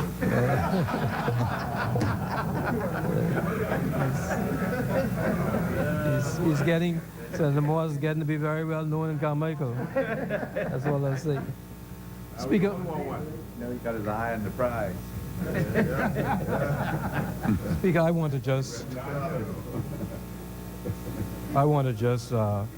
repeat what the member for South Abaco and the member for Southern Shores indicated. That this legislation is a preventative measure. We don't want to see anyone having to pay a $10,000 fine. What we want to see are decent roads for people to traverse in this country, instead of what we've been having, which is low standards. We're seeking to raise the bar and raise the standards so that all of us, all of our family members can feel safe when they're traversing our roads. So I thank them for saying that. I want to thank the member for Long Island for indicating the new measures that Water and Sewage Corporation are going to introduce to ensure that, not to ensure that they don't get fined, but to ensure that the level of service that we give is high, consistent. That's very important. Speaker, I want to apologize also that I forgot, as long as I was going through that list of roads, I forgot half of them, to tell you the truth. There's so many roads that are being paved and have been paved that I really forgot some of them.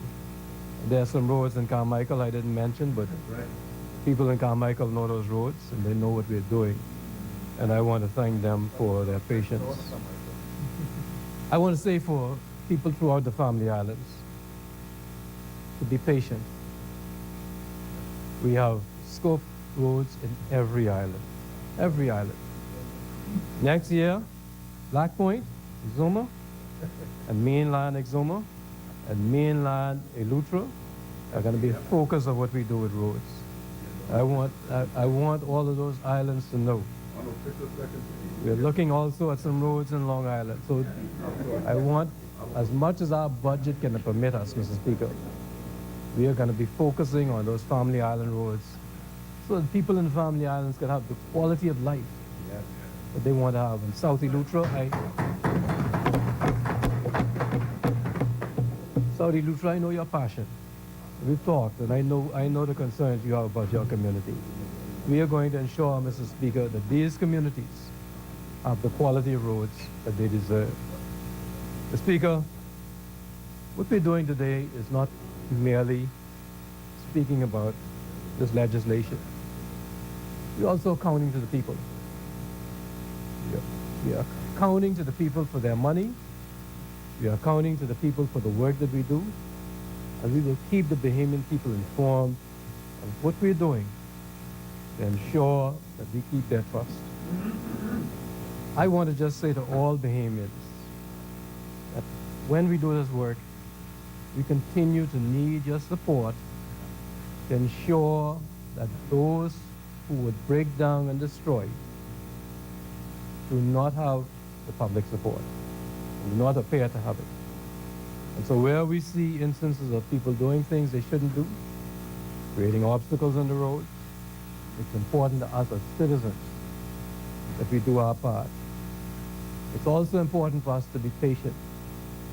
The process of paving roads can be aggravating. The whole milling process, the way that you have to drive over roads that are being repaired, That causes a lot of concern and frustration. But it's a necessary part of the process if we do it right. And so I want to ask everyone to be patient as we go through that process, because the objective at the end of the day is to keep our country beautiful and to keep our roads safe. Mr. Speaker, I so move. Yes.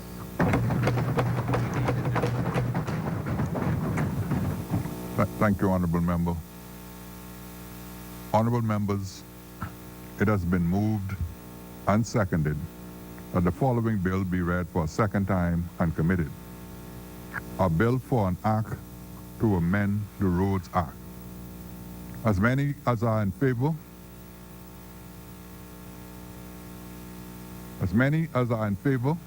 will remain seated. Those who oppose will stand. Order that the bill be read for a second time. A bill for an act to amend the Roads Act. Further second reading of bills. Chair recognizes the honorable member for Bamboo Town. Mr. Speaker, there are no further second readings. I do now move that the House resolves itself into a committee of the whole with the Deputy Speaker and the Chair. Seconded. Honorable members, it has been moved and seconded that this House now dissolve itself into a committee of the whole House with the Deputy Speaker and Chairman of the Committee of the whole House in the Chair. As many as are in favor will remain seated. Those who oppose will stand. The House will now dissolve itself into a committee of the whole House with the Deputy Speaker and Chairman of the Committee of the whole House in the Chair.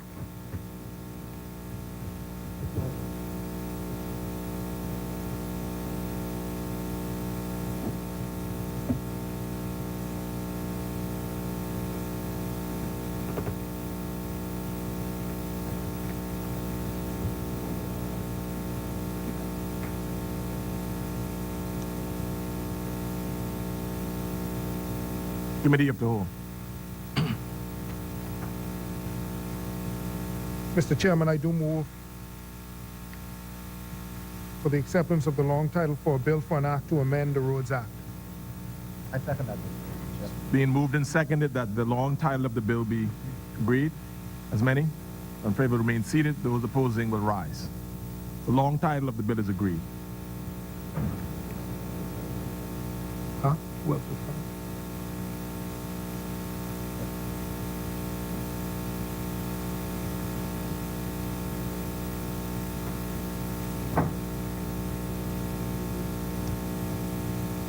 Mr. Chairman, I do move that the short title and commencement be agreed. I second that, Mr. Chairman. Being moved and seconded that the short title and commencement of the bill be agreed. As many members that are in favor remain seated. Those opposing will rise. The short title and commencement of the bill is agreed. Mr. Chairman, I do move that clauses 2 through 6 be agreed. Mr. Chair, I second that. It's being moved and seconded that clause 2 through 6 of the bill be agreed. As many members that are in favor remain seated. Those opposing will rise. Clause 2 through 6 of the bill is agreed. Mr. Chair, I do now move that the schedule be agreed. Second that, Mr. Chair. It's been moved and seconded that the schedule of the bill be agreed. As many members that are in favor remain seated. Those opposing will rise. Schedule of the bill is agreed. Mr. Chairman, I do now move that the bill in its entirety be agreed. Mr. Chair, I second that. Being moved and seconded that the bill in its entirety be agreed. As many members that are in favor remain seated. Those opposing will rise. The bill is agreed in its entirety.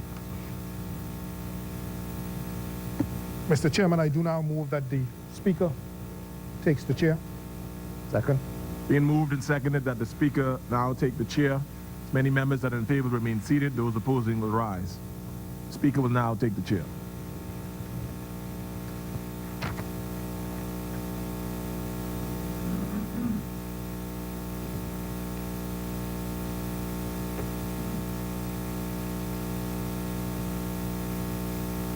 Because the committee has gone through the bill, making no amendments thereto.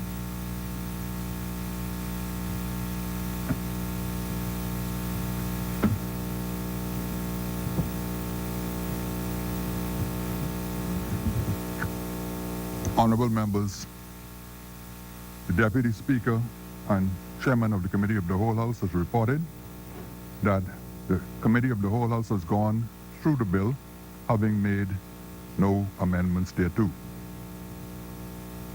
Third reading and passing of bill.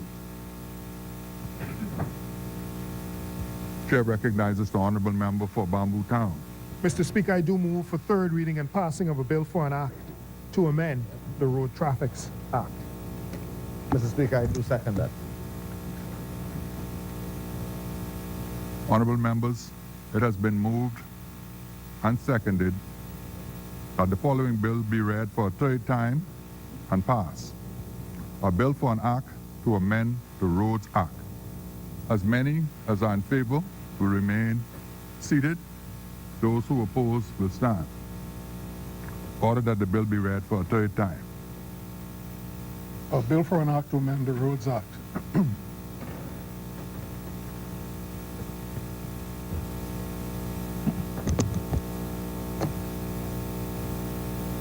It is now ordered that the following bill do pass and the title thereof be declared to be the Roads Amendment Act 2018.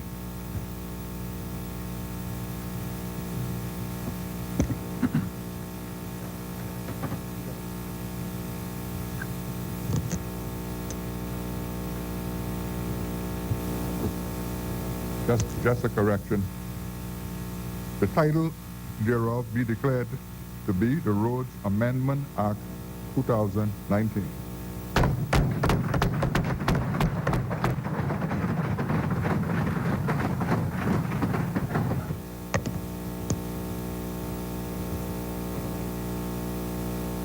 For the third reading and passing of bills. There are no further third readings, Mr. Speaker. Honorable members, just before we proceed with the order of business, the debate on this bill having concluded, the member for Nassau Village wished to just make a few statements. First of all, I want to thank the honorable member for Carmichael for the work that he has done in the Nassau Village constituency so far. We've had the complete resurfacing of Beatrice Avenue. And Madam Chaplain, when she started this morning, she spoke on patience. And so we are patient because we know that the ministry will get to us. In particular, we have one main concern right now, that is the main strip, Alexandria Boulevard, that passes right through the heart of Nassau Village. I will remain patient in my communications with the Honorable Minister, the member for Carmichael, because in my estimation, we have a much deeper concern with respect to the roads in Nassau Village, in particular in that subdivision. In my estimation as the Member of Parliament, there are too many dead ends. It's this close, that close, too many cul-de-sacs. It presents, in my estimation, a psychological impediment to my transformative mindset initiative.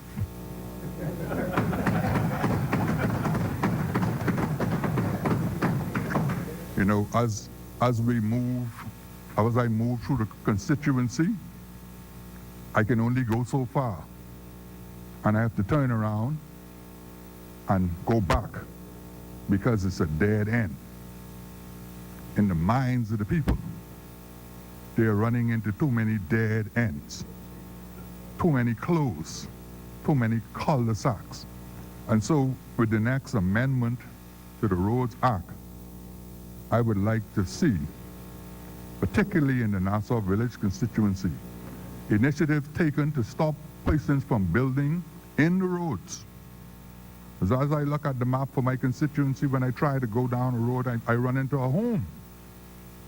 And that is why we run into so many dead ends, because there has been an ad hoc development of the the subdivision that I think needs to be remedied now, because it is hurting the advancement and the mindset, in my estimation, of the constituents. And with that, I continue to exercise patience, and I recognize now the member for Carmichael. Speaker, I thank you for your continued patience, and I understand in any parliament in the world, it's important for members, all members and ministers, to ensure that the speaker's constituency has certain things done. And you need not to say it to me twice, it's very important. I also want to say that in relation to the comment you made with respect to buildings, it's a serious concern of the Ministry of Public Works. Our building control officer in our building control department and town planning been extremely concerned about that. You will see very shortly, Mr. Speaker, within a matter of days, an announcement of any number of prosecutions before the courts. We are going to be prosecuting a lot of these building code violations. We are going to be prosecuting a lot of these illegal garages.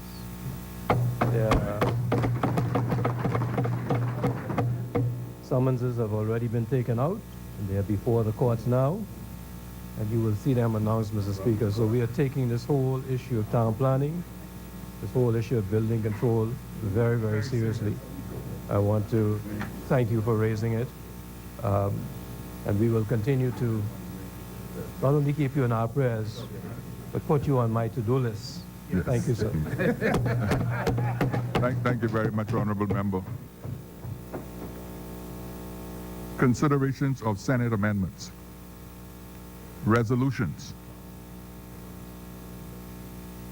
Member statements. The Chair recognizes the Honorable Member for Yamacraw.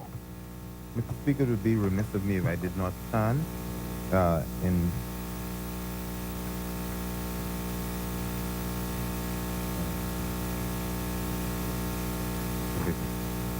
if I did not stand on behalf of the good people of Yamacraw to make a statement. Mr. Speaker, to say this, having regard to what has transpired recently, that the good people of Yamacraw and the government of the Bahamas believes in a decision that was given by the Privy Council, and this is not a speech, Mr. Speaker. And we believe in the independence of the judiciary. We believe in the independence of those institutions that are set up by the Constitution, namely the police force, the Royal Bahamas Police Force. And we fully agree and believe the concept of that the law outlines that those institutions are to be isolated from political interference. And we say that, Mr. Speaker, because of the recent intermissions that are being made about the interference in these organizations. And I just wanted to say that on behalf of the good people of Yamacraw and the government of the Bahamas. Mr. Speaker, I would like to bring condolences to the Zonical family. There's actually a settlement in Cat Island named Zonicals. And Mr. Zonical was one of the gentlemen who... Yes. Mr. Zonical was a gentleman who drove the bus. And I could very well recall him driving to and fro, and they have suffered a loss. The matriarch of the family has passed. On behalf of the good people of Cat Island, I would like to bring condolences, especially Dallas Cat Island, to that family. Also, Mr. Mario Knowles, a clerk that served very well, gave yeoman service to the Supreme Court of the Commonwealth of the Bahamas. He passed recently, and so I would like to bring condolences to Mr. Clark. Mr. Speaker, I make I've always confessed, and a number of us, including Sea Breeze, who's here present, confess, and Sudden Shores, and the Minister of National Security always make mention of our treasured memories as members of the Royal Bahamas Police Force. And next month, Mr. Speaker, they shall be having a month-long celebration. And I was sent something, and I'm delighted to say that on the 2nd, they will have a fun-run walk. They will be having debates, track meets, and so you'll be seeing their information coming out on social media.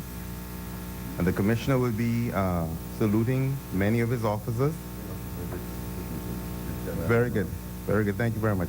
And it will all culminate in the gala ball. And last year you had former prime ministers there, ministers from this government, all of the members of the Royal Bahamas Police Force that we celebrate and that we admire was in the house, and we had an excellent time. So I just want to say to members of the community that you will be hearing it coming on the airwaves, and that your support and to ask your support of some of the nation's best and brightest in the Royal Bahamas Police Force. I would also like to recognize the birth of the Sidney Poitier, Mr. Speaker. And I always hear in the Bahamas where they say, this is my cousin, that is not my cousin. Well, my grandmother's brother was a Poitier. This is not far. A Poitier. She was a Dorset, but her father was a Poitier.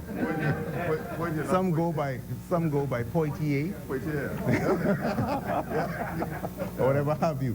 But we call them Poitier. So I'd like to extend birthday greetings on behalf of Cat Island Sense. The member for Cat Island, Romkins, and Salvador is somewhere is playing the hooky? Yeah. Or somewhere sipping peanut coladas rather than doing the people's business. I bring birthday greetings to the good people to Sidney Poitier. Now, Yamakra will be having a Golden Oldies dance on the 8th of March, and we're inviting all and sundry to come out and shake a leg. Thank you very much, Mr. Speaker. Thank you. The chair recognizes the honourable member for Central and South Eleuthera. Thank you, Mr. Speaker. Mr. Speaker, I would like to take this opportunity to send out my condolences to 7 persons in the district of Central and South Eleuthera. Today, Mr. Speaker, there's a beautiful lady by the name of Miss Iris Cartwright, the sister of the former Speaker of this House, Mr. Oswald Ingram. She passed away just last week, and I send up my condolences to her family. We have another distinguished gentleman, Mr. Speaker, Mr. Levi Brown. He served as a police reservist in the South Eleuthera area for many, many years, and just last week he passed on. I send up my deepest sympathy to him, to his family, because he was one of those persons who were outstanding in the community of Greencastle in particular. We also have, Mr. Speaker, Marjorie Leary, beautiful lady from the community of Roxanne. She passed away, and my condolences goes out to her family as well. We also have Mr. Prince Miller of Deep Creek. As a matter of fact, Mr. Speaker, Deep Creek have three deaths that I'm looking at that little community. My condolences goes out to his family as well. My condolences also goes out to the Lewis family, Mr. Lewis, who passed away as well from Deep Creek, and also Luther Anderson of Deep Creek. Mr. Speaker, South and Central has had these challenges of death in the last few weeks. I send out my condolences to all of those various families. Mr. Speaker, I may use this opportunity, if I may, to thank the Minister, the Bannister, and the Ministry of Works team, and to the government for the good work that's being done in Eleuthera today. And I would say to you, Mr. Minister, Central and South would await that gift in the next budget. I want to thank you in advance. Also, Mr. Speaker, I would like for the residents of Central and South Eleuthera to know that Mondays are my days moving throughout the district. I moved from Belmonttown in the south to Hatchet Bay in the north. And due to the fact that my constituency is so large, Mr. Speaker, many persons are not able to get to the constituency office in Tarpon Bay. So what I have set aside now is I would spend an hour or two in every other two communities on every Monday. So as we go along, we generally would be announcing it, where we would be spending some time on a one-on-one basis. Just this week past, we were in, Monday past, I was in Greencastle and then by the week before, Hatchet Bay and James Siston, and the week before was Roxanne. So that's how we're going to be alternate because of the length of the constituency makes it rather difficult for persons to come to the office on a one-on-one. So I'll be coming to you. Thank you very much, Mr. Speaker. Thank you, Honorable Member. Chair recognizes the Honorable Member for Marathon. Thank you, Mr. Speaker. I won't be long, but before I begin, I would like to express condolences to Alex Major, who lost his wife. May she rest in peace. I'd also like to add one quick comment to something that the member of Parliament for Carmichael said that I found, that I listened to very clearly.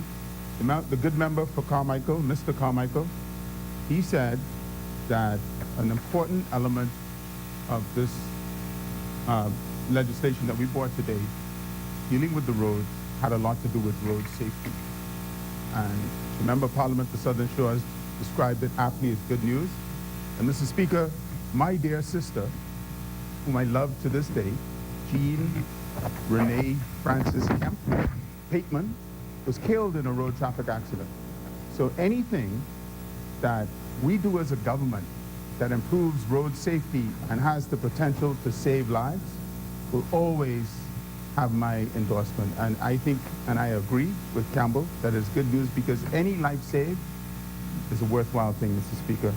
And finally, Mr. Speaker, I want to remind the good residents of Marathon that we have our post-Valentine's Day luncheon for seniors, our precious pearls, whom we love dearly. If you haven't signed up already, we have some 50 persons already signed up, but we have room for at least 5,000 others.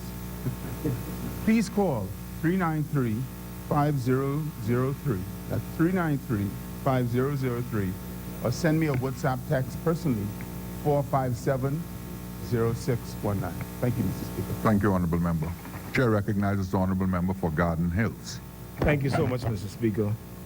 I rise today, Mr. Speaker, on behalf of the wonderful people of the Garden Hills constituency. And I simply, Mr. Speaker, would wish to announce to the constituency that on Saturday, 2nd of March, we're having a Career and Opportunities Expo at the S.C. McPherson Junior High School, Mr. Speaker. What is interesting about this expo, Mr. Speaker, is that it's planned by two young men from Garden Hills. And when they approached me about the expo, Mr. Speaker, their suggestion was, Mr. Roll, we can't do it without you. And I said to them, that's just the opposite of what I believe. You must do it because you're the next generation. And their theme is inspiring the next generation, Mr. Speaker. And so we're calling all of the residents of the Garden Hills constituency for between the ages of 18 to 35 to come in. We're going to show them and teach them how to develop and design their resumes, how to fill out simple job applications, what are the interviewing techniques that are necessary for them to get a job.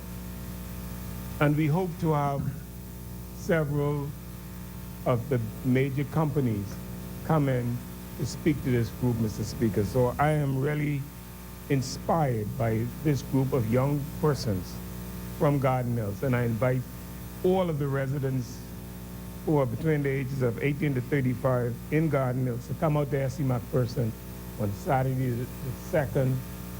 It's going to be from 9 to 1 in the day. And hopefully, every single person who shows up can get a job, will get a job because they will be so inspired and trained. Thank you so much, Mr. Speaker. Thank you, Honorable Member. The Chair recognizes the Honorable Member for Marco City. Thank you very much, Mr. Speaker. I'd like to extend condolences to Plummy, to Yvette, the entire family of Sloan McKay, who will be buried this weekend, and to let you know that you are in our prayers.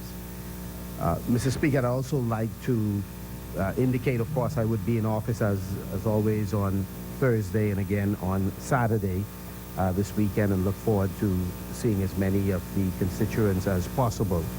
Mr. Speaker, I had the good fortune of traveling to Long Island on the invitation of the Member of Parliament who continues to work exceptionally hard in Long Island.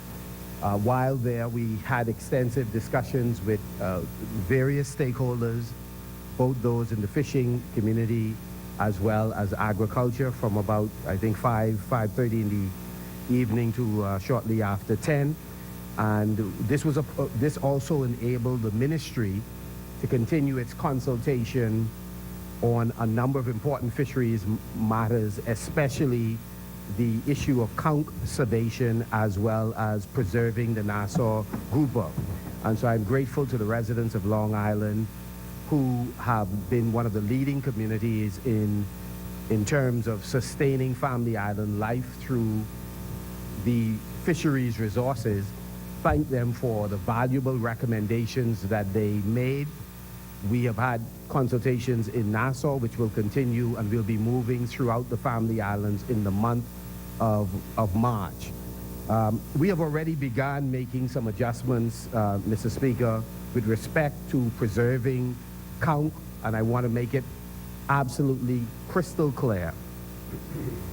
The ministry, having reviewed any number of scientific studies, including those conducted by Bahamian scientists, we are absolutely convinced that, much like the Nassau grouper, though not as severe as the Nassau grouper, conch is under threat. There are many areas in the Bahamas where the conch reserves are plentiful and are not at risk. However, there are some traditional areas near densely populated communities where the areas where conch would reproduce, those areas have been savaged, in some cases by poachers, by sports fishermen from the north and fishers from the north, but also in some cases by Bahamians. And so we have to come up with a sustainable program to protect. Any decision we make will be based on empirical evidence. It will not be based on emotionalism or lobbies by any special interest group. We're going to hear the science, share the science, get feedback from all stakeholders, then make a final determination. However, what is clear, and it has already been done for this season, we have marginally reduced the export of conch, and for those that have been putting too much emphasis on the export, though we believe it is important to focus on, conch export would represent somewhere in the vicinity of 1/5 of all of the conch that is harvested in the Bahamas. Secondly and finally, Mr. Speaker, I wish to thank my colleagues for their commitment to an election promise, which is to transform Bahamian lives through the use of our land policy. And as you would be aware, the land audit is continuing. That does not mean that if you have an initiative for agricultural development or industrial development, then you need to approach the Ministry with Responsibility for Agriculture, or BAIC, that you should stop. You should definitely submit your proposal. We will take those proposals that are clearly viable to our colleagues in Cabinet for them to give consideration to it. But recently, the Cabinet of the Bahamas have made a determination that the long outstanding matter that has straddled both administrations concerning the land in North Andros, often referred to as Bark or Bartad, that we will in fact assist those residents by ensuring that a number of them, 16 families connected to the original occupants of the land, will get varying size Crown grants for the land that they are on. This week, the Parliamentary Secretary, who has worked unusually hard on this issue, Mr. Carlton Bolek, who continues to lobby on behalf of the people of North Andros, he and I and the team, Ms. Fedra Raming and the hardworking team at the Ministry of Agriculture will travel to North Andros this coming week to have discussions with the Attorney General's office in order to begin to work out the details. And so I wish to say thanks to all of the colleagues for honoring a commitment made during the general election. Thank you, Honorable Member. The chair recognizes the Honorable Member for... Now, both of you are standing West Grand Bahama and Bimini. Thank you, Mr. Speaker. I rise on behalf of the resilient constituents of West Grand Bahama and Bimini. Just today, Mr. Speaker, to convey our deepest sympathy to the Hall family of Pinedale, 8 Mile Rock. We would have lost a matriarch of our community in the name of Miss Pearl Hall. Just wanting to say to her family that our prayers are with them and to remain strong. Also, Mr. Speaker, we take this opportunity to wish upon our athletes, both out of Bimini and 8 Mile Rock, the actual Hugh Campbell basketball tournament that is taking place. We have representation from both 8 Mile Rock High School as well as the Gateway Christian Academy, wishing our athletes both success in that tournament and safe travels, Mr. Speaker. Today, we are happy to also announce, Mr. Speaker, that our constituency office of both Bimini and West Grand Bahama remain open daily from 9 a.m. to 5 p.m. And we are calling on all constituents to visit us and express their concerns. We are committed to addressing those concerns still. We are now in the process of releasing our calendar of events for this year, as well as our town meetings that will be taking place throughout the constituency. And just to encourage each and every constituent to remain prayed up and prayerful that we too will result in having benefits in our community. Patience was the word of the day, and we are committed to continuing to work together to ensure that our community does rise the way that we so wish forward to. And just to convey my thanks to all of them for their continuous support, knowing that we will rise together. Thank you, Mr. Speaker. Thank you, Honorable Member. The chair recognizes the Honorable Member for North Abaco. Thank you, Mr. Speaker. I wanted to rise very briefly to indicate to my constituents that the minister responsible for youth, sports, and culture and I will be in Abaco on Friday evening to witness the Junior Junkanoo. I can't say which team I will be pulling for because there's so I have to pull for all, right? But I'll say I went to Dunderstown Primary School, and that should be sufficient. The minister will remain, I think, for Saturday night for the senior Junkanoo. I'm going to have to leave because of travels. My duty takes me out of the country quite frequently, so I know the minister will represent me there.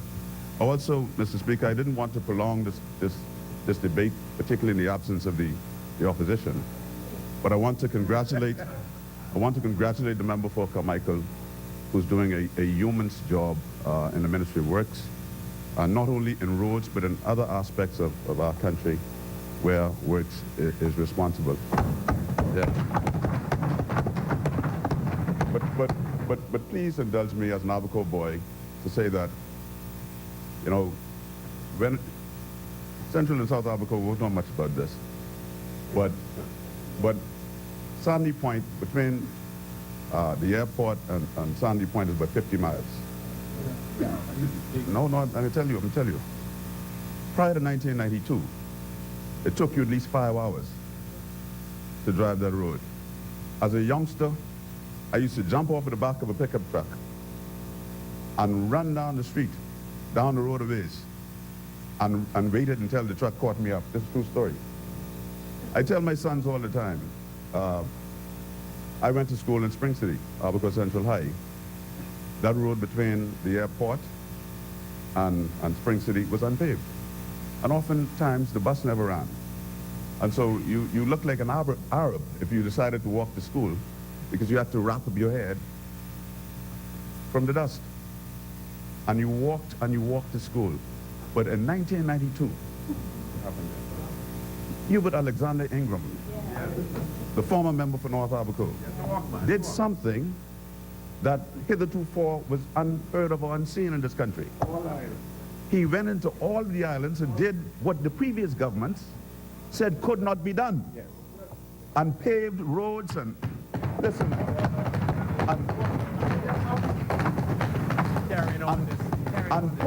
and put in lights in islands that had never before seen them.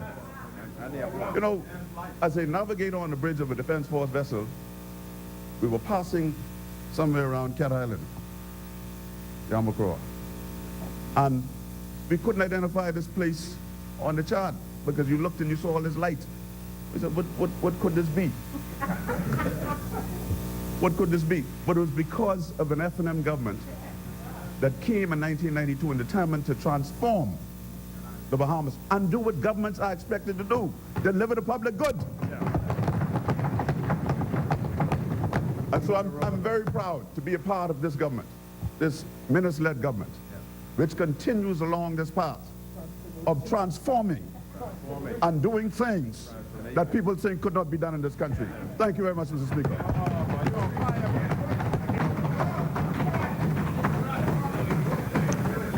Thank you, Honorable Member. The Chair recognizes the Honorable Member for Tall Pines. Thank you, Mr. Speaker. Two weeks ago, the opposition left this House, but within an hour. Last week, they weren't here. Today, they're not here. Last week, Mr. Speaker, I got kind of excited when I was in the chair all day. And so I have to redeem myself. Through you, Mr. Speaker, I have to wish my wife a belated. She said everybody was wishing their wives, and you in the chair, and you didn't wish. Happy Valentine's Day, Tiffany Saunders. I love you. I also, Mr. Speaker, have to wish my daughter. Excited, man. The opposition wasn't here last week. They're not here today. I was excited, Mr. Speaker. So I want to also wish my daughter, whose birthday was on Valentine's Day, happy birthday, Daniel. So you know how rough it was. But Valentine's Day, nonetheless, was a good day. Mr. Speaker,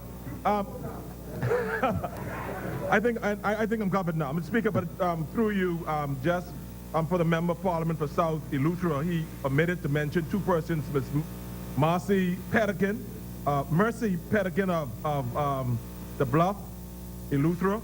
I want to wish the Pettikin, say to the Pettikin family his condolences. Also, Melbourne Sweeting of Deep Creek, he wants to extend condolences to that family. I think the Bahamas wants to extend condolences to those families in Eleuthera.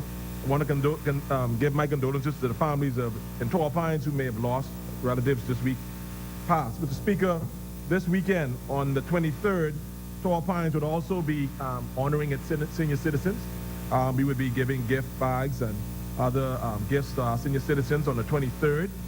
We'll be finalizing whether we will be doing it at the constituency office or we'll be on the streets, but we will be honoring our senior citizens this weekend. Mr. Speaker, I want members of Tall Pines to call 601, phone number 601-5438 to register. Let us know where you are, who you are, so that we could say thank you to our senior citizens, Mr. Speaker. I also wish, on behalf of the people of Tall Pines, wish to extend condolences to my very good friends at the registry, Mario Knowles, belated friends Mario Knowles and Ms. Lonico, on their passing. Speaker, last week, the people of Tall Pines, we had a town hall meeting on the WTO. We want to thank Hank Ferguson, who spoke on that topic that's very topical in the Bahamas and given the people of Tall Pines and persons who came from other constituencies a real story on what the WTO means to the Bahamas.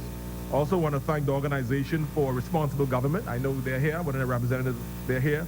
They also attended that meeting and spoke, and we intend to have them at the town hall meeting in the future.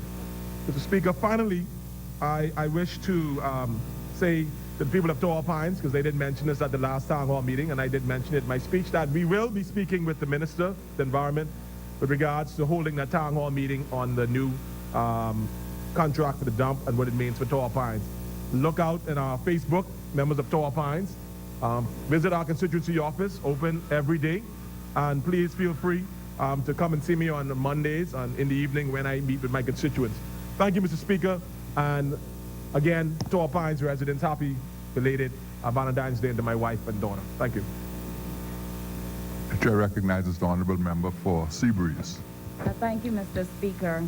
Mr. Speaker, I believe that it would be remiss of me to not stand here and be another evangelist for this much good news that has been delivered today in this good place. I do recall that my colleague, the good member for North Abaco, would have said that he was not going to say anything today. But you know, he and I are from the church, and I think it's one Jeremiah who said it's like fire.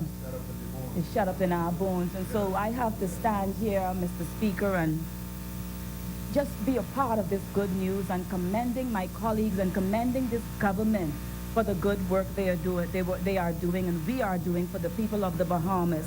Mr. Speaker, we closed out our year of 2018 with our carol service in Seabreeze, and there I told the residents that good things are happening in Seabreeze and indeed throughout the Bahamas. Mr. Speaker, today is evidence and continued evidence of those good things.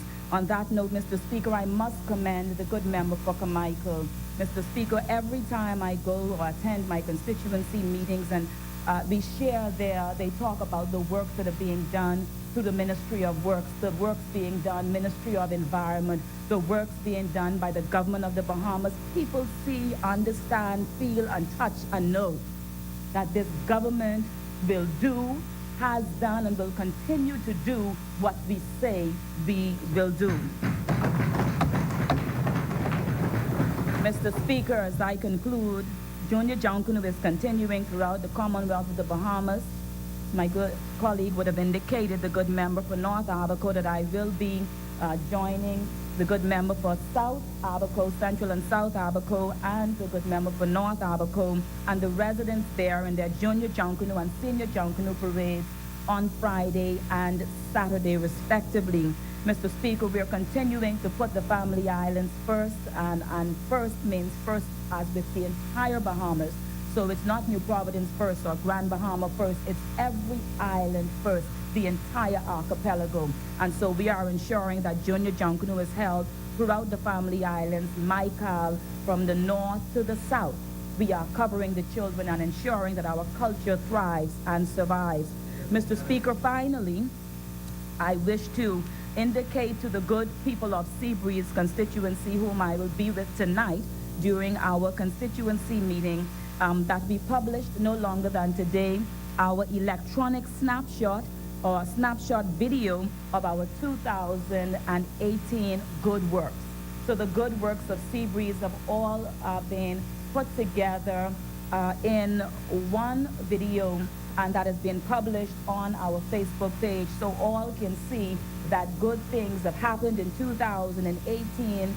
Good things are continuing to happen in 2019, and God willing, good things will continue to happen under this Free National Movement government, under the good member for Kalani, his entire team, and the members of the Free National Movement. Mr. Speaker, I thank you. Thank you. Chair recognizes the honorable member for Baines and Grandstown. Thank you, Mr. Speaker. Mr. Speaker, I just want to rise just to let the constituency know that I've been made aware of their concern, particularly with the over-the-hill project to try to bring it back to our community and the Southern Recreation Grounds. It has been brought to my attention that about 25 young individuals who are working on the project are still, haven't been paid in about 5 weeks. And I just wanted them to know that I'm aware of the concern, and I am speaking with the relevant ministers and persons in charge to see exactly where the problem is. So I just wanted those who are tuning in from my constituency to know that I'm aware of it, and I'm quickly addressing it as best as I can. I know the Minister of Works is here, and he probably may have some more information and details on the situation, and I would look forward to speaking with him after this, just so that we can bring closure to the matter. Thank you, Mr. Speaker. Thank you, honorable member. Chair recognizes the honorable member for Carmichael. Speaker, I just want to rise to say thanks to a lot of people. The last week, until today, my mom was hospitalized. And there's so many people who have been asking about I just want to say thanks to all those people. She's now coming out. She'll be fine. And I want to say thanks to my colleague, Dr. Sands, in his absence, to some amazing doctors we have. We take for granted so often. Dr. Magnus, young Bahamian doctor, Dr. Forbes, and some outstanding, exceptional nurses who have been able to look after the last week. And I'm thankful, I'm grateful, and I want to say thanks. Thank you, Mr. Speaker. Thank you, Honorable Member. Honorable members, we have exhausted the 30 minutes allowed for member statements, and I would just like to conclude on not such a good note. In that last week, Wednesday, I made an announcement of a function that we had planned in Nassau Village for Hope Gardens. But regrettably and unfortunately, on Sunday, I received the distressing news that one of our vice chairmen in the association, the Free National Movement Association for Nassau Village, a narco ranger, a 41-year-old, I was informed, was hospitalized for surgery, and he died on the table. And so we are postponing that event to March 2nd, on the day where we hope to give Anako the type of homegoing that he deserves. He was a soldier for the cause.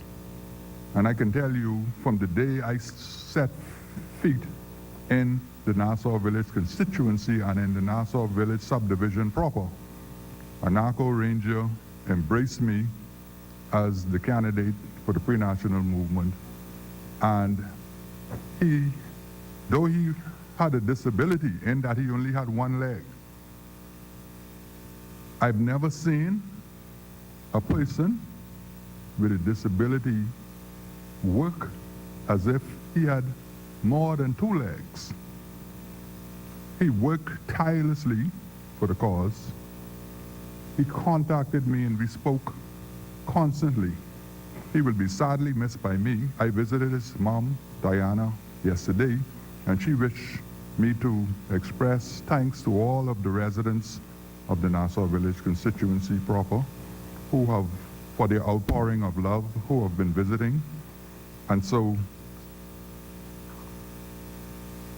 it's a sad day in Nassau Village because Anako was well loved, even by those who had a different political view. And he will be sadly missed. The event is postponed to March 2nd at 4 p.m. on Hope Gardens Park, after we've given Anako the home going that he deserves. We can all assemble at Hope Gardens to give him the final and proper send-off.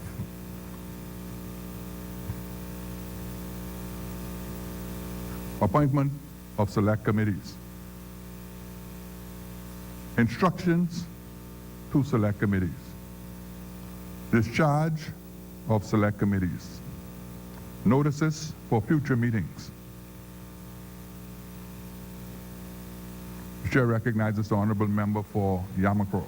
Mr. Speaker, at the next meeting of this House, we intend to move the following resolution, which reads in the following terms. Whereas subsection 1 of section 77 of the Anti-Terrorism Act 2018, number 27 of 2018, the Act, provides that the Attorney General may, subject to the affirmative resolution of both houses, make regulations to give effect to the Act. And whereas the Attorney General has made the Anti-Terrorism Regulations 2019 to provide for the implementation of the United Nations Security Regulation 1216 of 1999, 1373 of 2001, 1718 of 2006 and their successor resolution, and any future United Nations Security Council resolution which impose targeted financial sanctions in the context of the financing of proliferation of weapons of mass destruction, relating to measures to be taken with regard to designated and listed terrorist entities or individuals.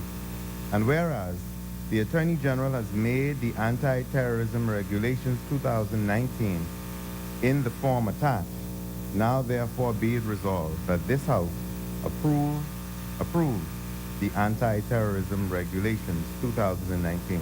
Thank you very much, Mr. Speaker. Thank you. Order that the notice be brought up.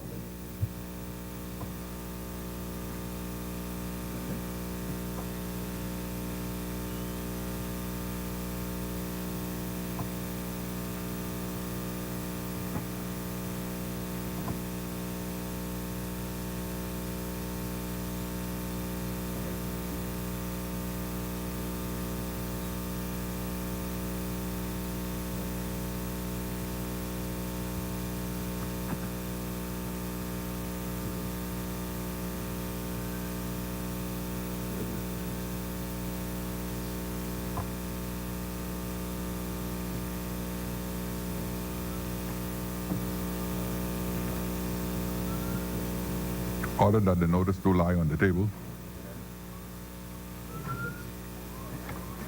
Further notices for future meetings. At this time,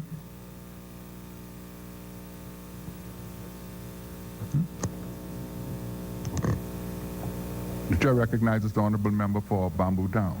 Mr. Speaker, I rise to renew all matters in the name of the government and to inform the House that we will adjourn until Wednesday, the 27th of February, 2019 at 10 a.m.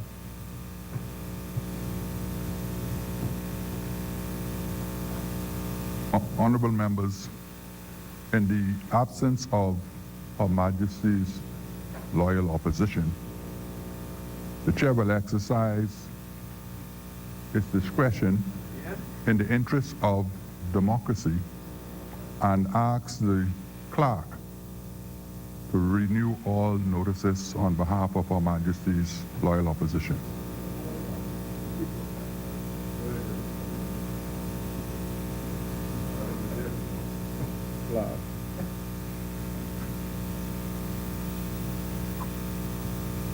Adjournment. Mr. Speaker, I do not move that the House adjourns until 10 a.m. Wednesday, the 27th of February, 2019. Second. It has been moved and seconded that the House adjourns to 10 a.m. Wednesday, the 27th of February. As many as are in favor will remain seated. Those who oppose will stand. Final adjournment.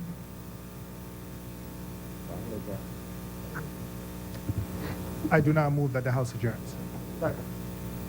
Honorable members, it has been moved and seconded that the House now adjourn to 10 a.m. the 27th of February 2019. As many as are in favor will remain seated. Those who oppose will stand. The House stands adjourned to Wednesday at 10 a.m. the 27th of February 2019.